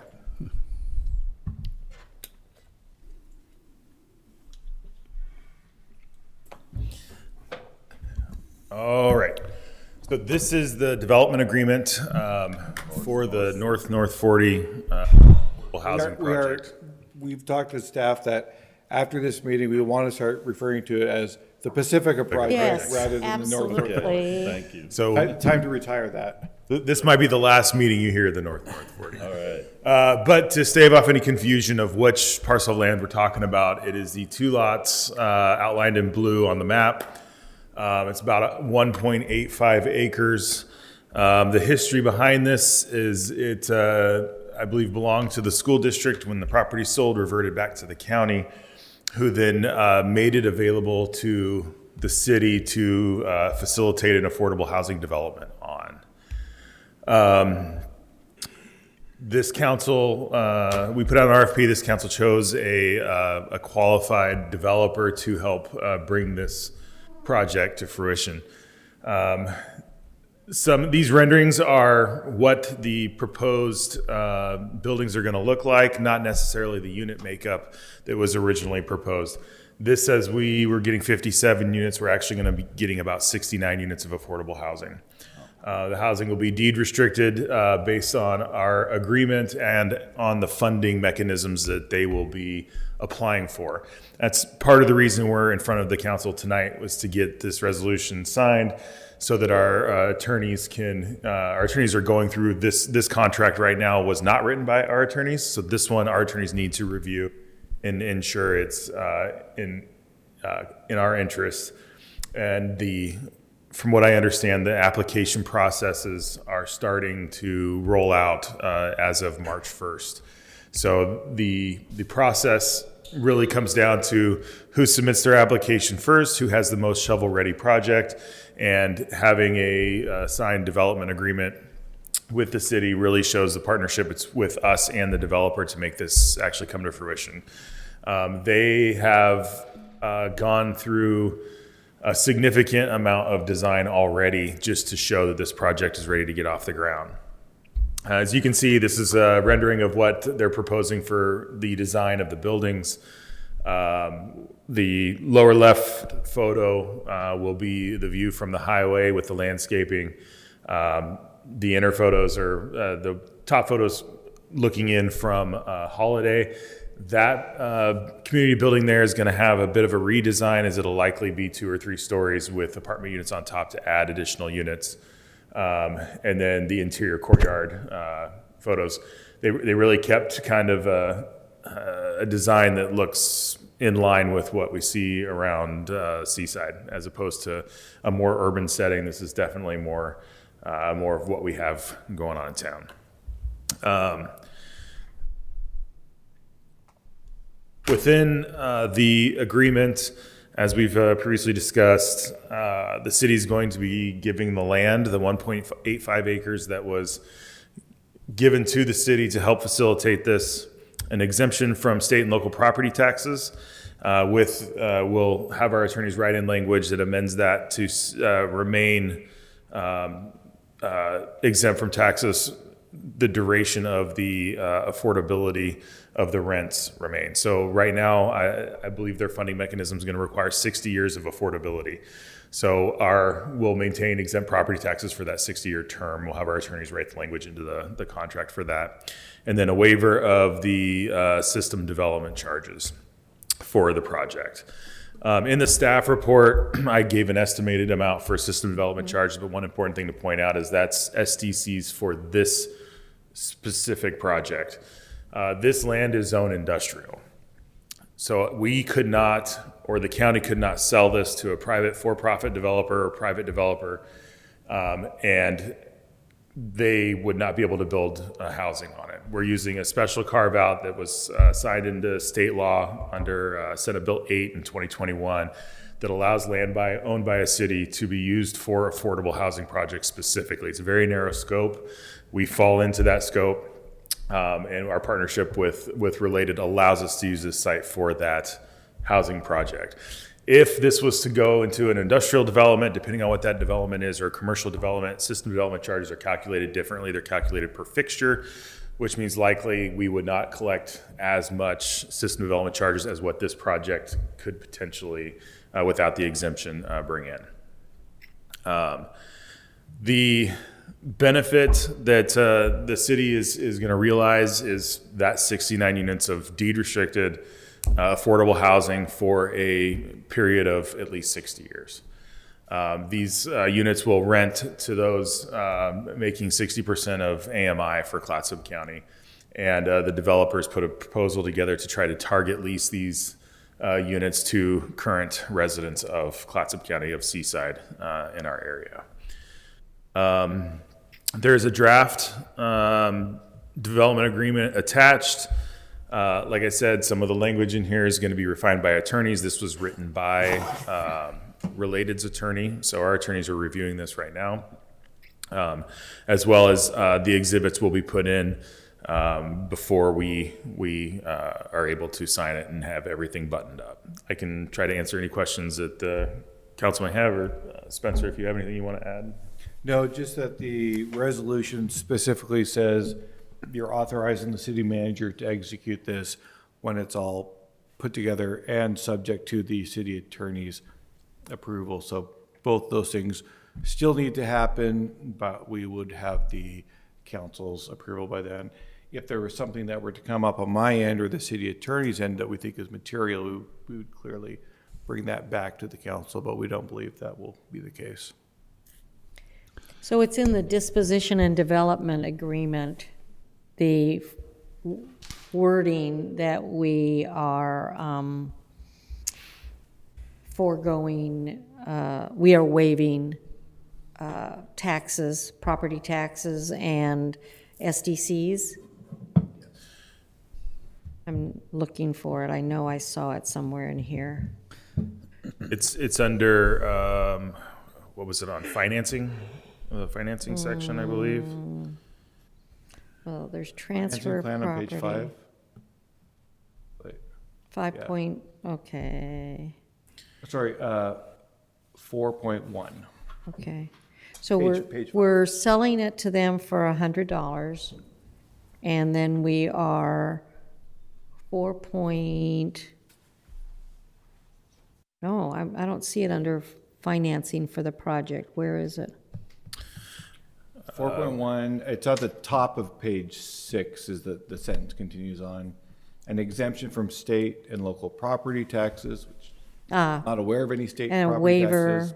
of all SDCs. Okay. Jeff, you mentioned that if it was developed industrial, we would get less SDCs, but we couldn't develop it industrial. It would revert back to the county, correct? That's true, yes. So this is the only use that we can do with the property is affordable housing. Right, but if it reverted back to the county could potentially sell it into private hands. However, the county's push right now, from my understanding, is to give cities tools that they have at their disposal to help build and facilitate these affordable housing type projects. And where in the contract, I know number 6 says they have to be at 60% AMI or less, and where in the contract does it says it has to be for 60 years? That is what we are going to work with our attorneys to write into that contract. And It'll come down to, I'm going to have a discussion with them to see what their financing mechanism says. I know the minimum of the financing mechanisms that they're applying for is 60, but some may be as high as 80. Well, I love that. But what if that would be material if they come back and say, no, we're only going to do it for 40 years? So I think the understanding and what we've talked previously about is that the property tax exemption would need to run with the deed restriction time. So they would need to match one another. And that is 60 years. Okay. Without the exhibits, you know, I know, but I know you're going to be working this well. Well, and we'll run this by, we have excellent people at the county level that have been involved in this project all along. So they will be giving us plenty of attention to, plenty of help. And does the county have any right to any kind of approvals on all this? They don't, do they? We They're own the land. advising us. We own it, yeah. Right. Well, the county housing has been assisting us and consulting with us and helping this project. Yeah, along. Alyssa Gertler's been Okay. heavily involved in helping guide Good. this whole process along, as she has experience with this. Yes. I have a technical question. When we're going for 60 years without receiving taxes, are they still calculating what the taxes would have been so that the assessed value goes up the amount per year? So in 60 years, we're being paid what the value is then, not the value today? That's a great question that I hope our attorneys will be able to address. I could not answer that. That's a really good question. I have not done that. I would hope that I can't even calculate, in 2085 or whatever it is, that it's not going to be based on today's value. Well, that's what I would hope too. We'll come and revisit them if it is. Generally, when, from my experience, when things have, there's no tax on them, they just value them at zero. They don't put anything on there. So if we had a new home built in our city today, and let's say it had a market rate of $500,000, they are not going to pay taxes based on $500,000. They're going to look at... Yes, they are. No, Yes, they are. If it's brand new? No, if it's brand new, they take the average rate of the assessed value compared to the market value. So if the average for the area is the assessed value is, let's say, 75% of the market value, that property will be assessed at an assessed value of 75% of the market value. And so I say that to say that I would assume in 60 years that same thing will happen, which is what's the value of the property today and compare it to the assessed value to market value. I just don't know what wanted to go from 0 and now we can raise it 3%. Right. Yeah, exactly. All the property tax stuff is up for visiting again too, so. Well, hopefully it changes in the next 60 years too. Yeah, hopefully. I would just think it's important to point out that the reason there's a lack of discussion amongst the council is a lot of this was discussed in executive session. I think that's probably important for the public to know.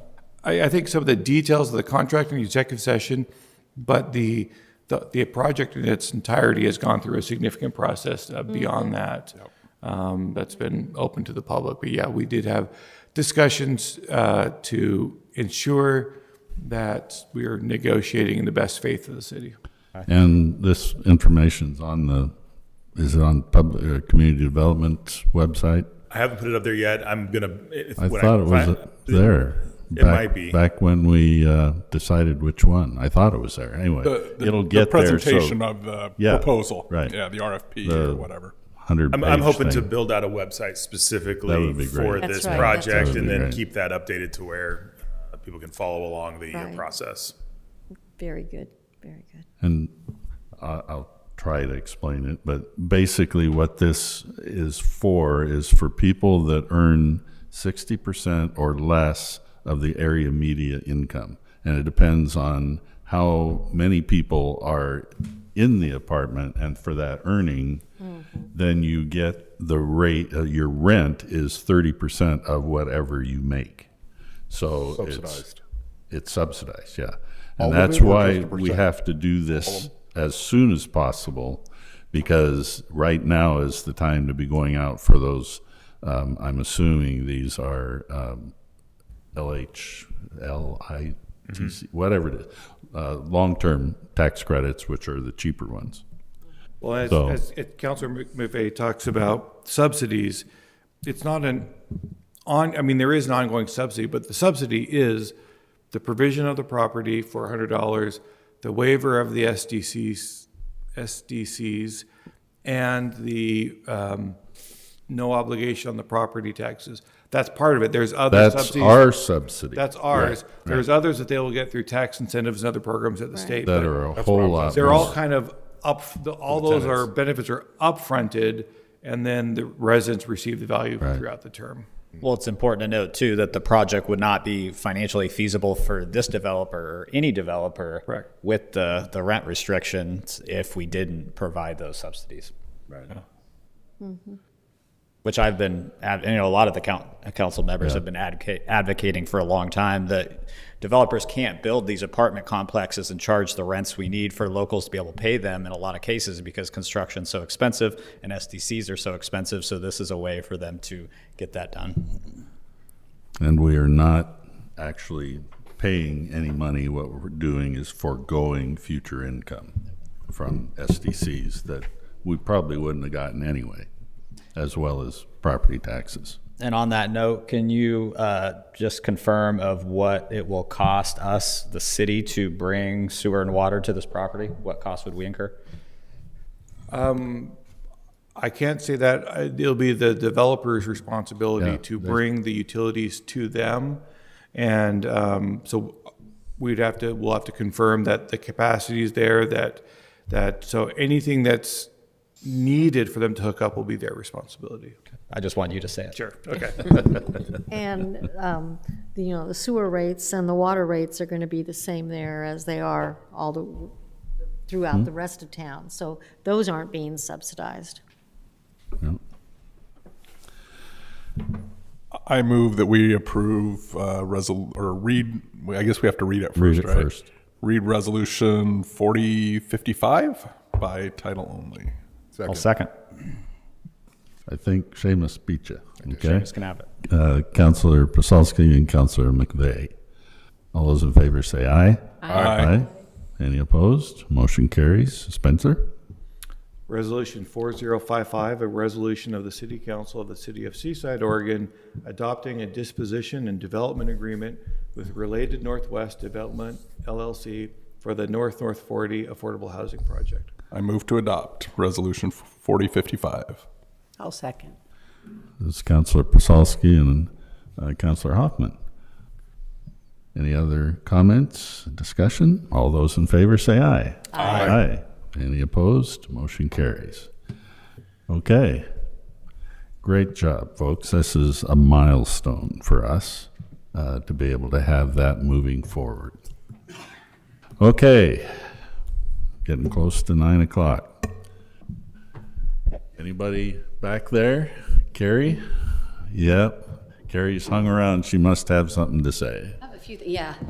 I actually just left for a few minutes, and I wasn't planning on that happening, but I left because I got called down to the parking garage. So I think this is a great time for me to bring up again, cameras, please. I just kicked a guy named Corey out that's known to me. I took a hammer away from him last February on September 6th, and it's not to the fault of the police or anything because I couldn't get anyone to report it. I found out about it the day after, but he attacked a black man on the beach and was using racist verbiage. And I've talked to Michelle, and she knows him to be violent, Michelle Trott. But anyways, I just wanted to remind you, because they're going in the parking garage, all sorts of people. Our teenagers, middle school kids, they go in there, they know that they can go smoke pot, drink, or whatever, and chances are they won't get caught. So I would really encourage us getting cameras in there because there's far more other things going on too. We find needles and stuff in there. We can't have teenagers taking out the trash, stuff like that. So that's the bummer part. But having said that, this weekend we will have 108 PBL teams. This is the biggest PBL tournament of the year. That each team, each player usually brings at least 3 to 5 people with them. So, do the math on that. It's 10 to 12 kids on a team. It's pretty insane. It's also the start of midwinter break for Washington, so this should be a busy week for the town. Already. We had our Feed the Starfish event on February 5th, and so that was where we had everyone go down to Seaside Coffee House and Sea Star Gelato, and they donated 50 to 100% of their proceeds. Seaside Coffee House did 50%, and Sea Star Gelato did 100%. I haven't got the numbers from them. The weather wasn't great, but people still came out. We really appreciate it. We did do over $1,000 in opportunity drawings. This fundraiser is to fund the lit starfish and the swag above Broadway by Holiday. And then we will be at Dundee's Bar and Grill March 5th. Same kind of idea, but it'll be for the flower baskets. The flower baskets will arrive May 21st. They will be up through about September 15th. And it costs about $20,000 to get them all in and keep them watered. Probably really more like $18,500, but it's a bit of money. So we just really appreciate it. Hope everyone can come out, and we will also be selling the flower baskets. Let me know if you ever have any questions about them. And thanks for Chris already asking me and getting all this on our calendar. Thanks. Good night. Thank you. Thank you. I'm assuming you guys are just going to stay back there, huh? Okay. John.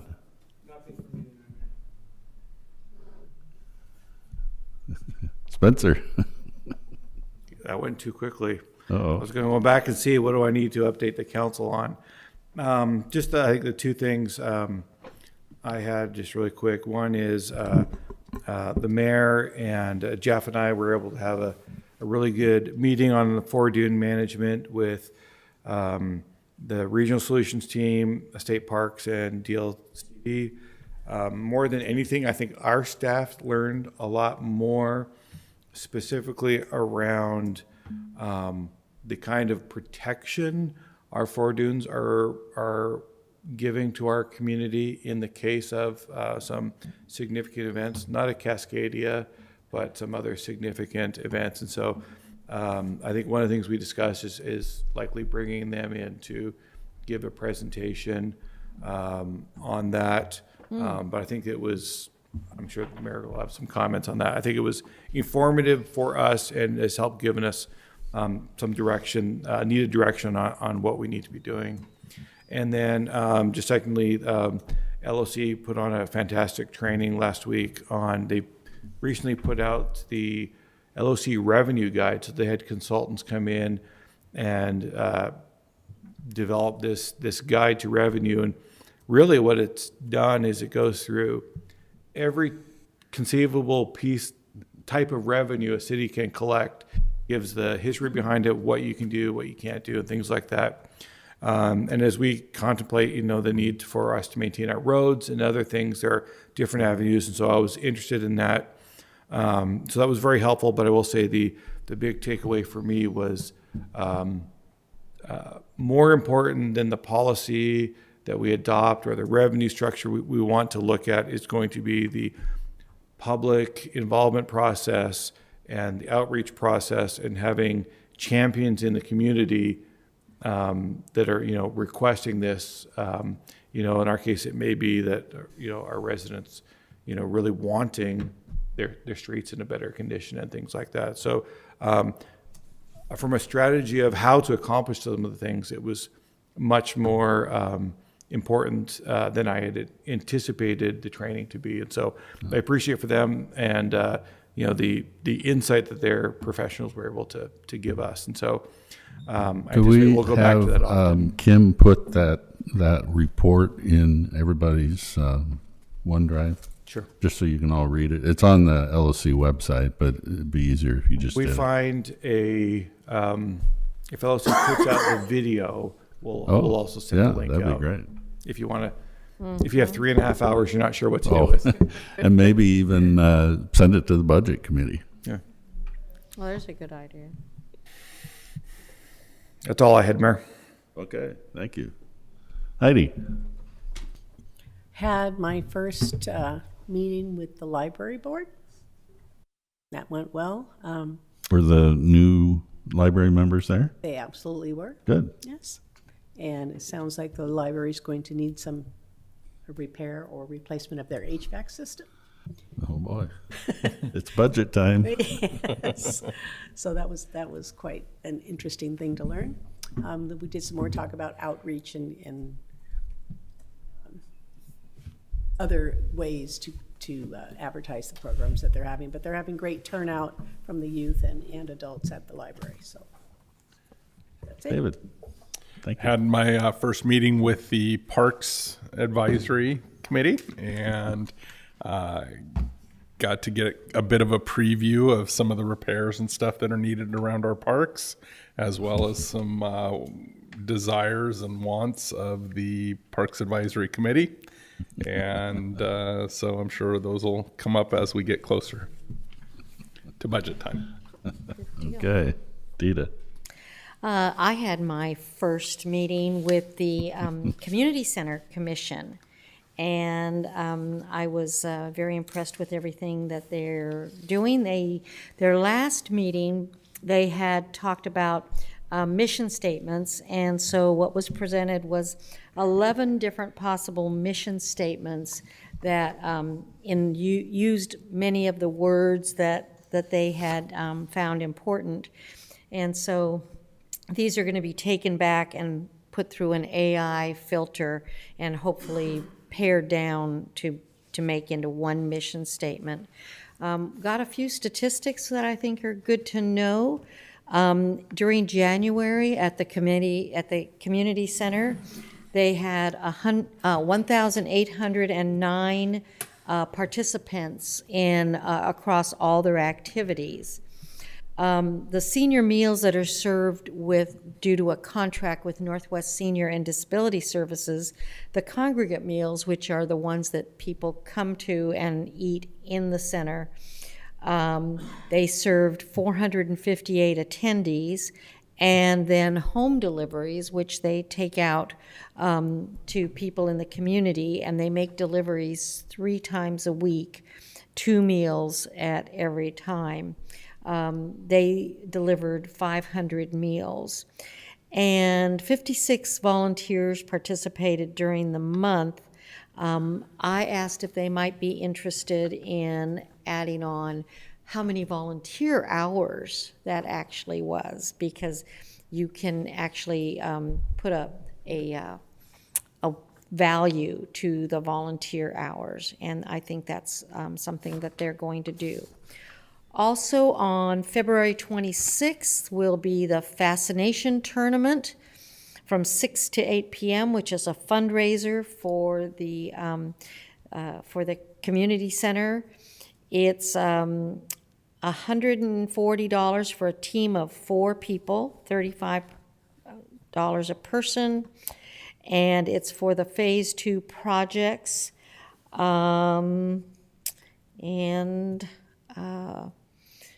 The entry fee, and it's adults only, the entry fee includes pizza, salad, beverage of your choice, and a no-host bar will be available, and then, of course, all the fun you can have in the Fascination Tournament. You can sign up at sunsetempire.com. One of the things that was provided in the packet was a 4-page that they had used as they were putting together their mission statement, and I found it very, very valuable. An intro to mission statements, mission building blocks, 1-page mission workshop, and a 1-page vision worksheet. This is put out by top nonprofits. And for those of you whose commissions are still going to be working on this, I would highly recommend using this. That's topnonprofits.com is where you can go, or if you want a copy, I can certainly. Oh, they're on that website. Yeah. Yeah, so highly recommend that. That's my Good. report. Jameis. Just going to keep it short because I've already done so much talking today. That's all right. I will start having coffee with counselor on the second Tuesday in March. because I didn't have time to get it announced for tomorrow. It'll be a controversial coffee at 10 a.m. in the space that was formerly the Inverted Experience. So look forward to see people. Chris? Well, I too had a meeting, a committee meeting since our last meeting with the airport committee. And I think we announced that there's a vacancy there, but just another reminder, we have a vacancy on the airport committee if you are interested. There is not a lot of activity at the airport this time of year when it comes to planes, but there is a lot of activity when it comes to debris and driftwood and growth. And so I just wanted to give a big shout out and thank you to the airport committee who does a lot of cleanup, and then Ed and Jeremy and the public works team. I know they go out there and keep the runway clear and safe so that the planes who are coming in can land safely. So thank you for that. And then my first convention center meeting is this week, so I'm excited about that. And then lastly, it occurred to me after our conversation about the pilot program with CCA that alerting the businesses surrounding the camp, transparency, awareness, introductions, whatever might help to let them know about what we're going to be doing. Just a recommendation there, and that's all. If I can just add to that, I'm sorry, because I forgot it in mine, but that is the recommendation that I'm hoping several of the counselors that we have at our next workshop on the 24th, inviting the businesses and neighbors surrounding on Avenue S in Aldermill.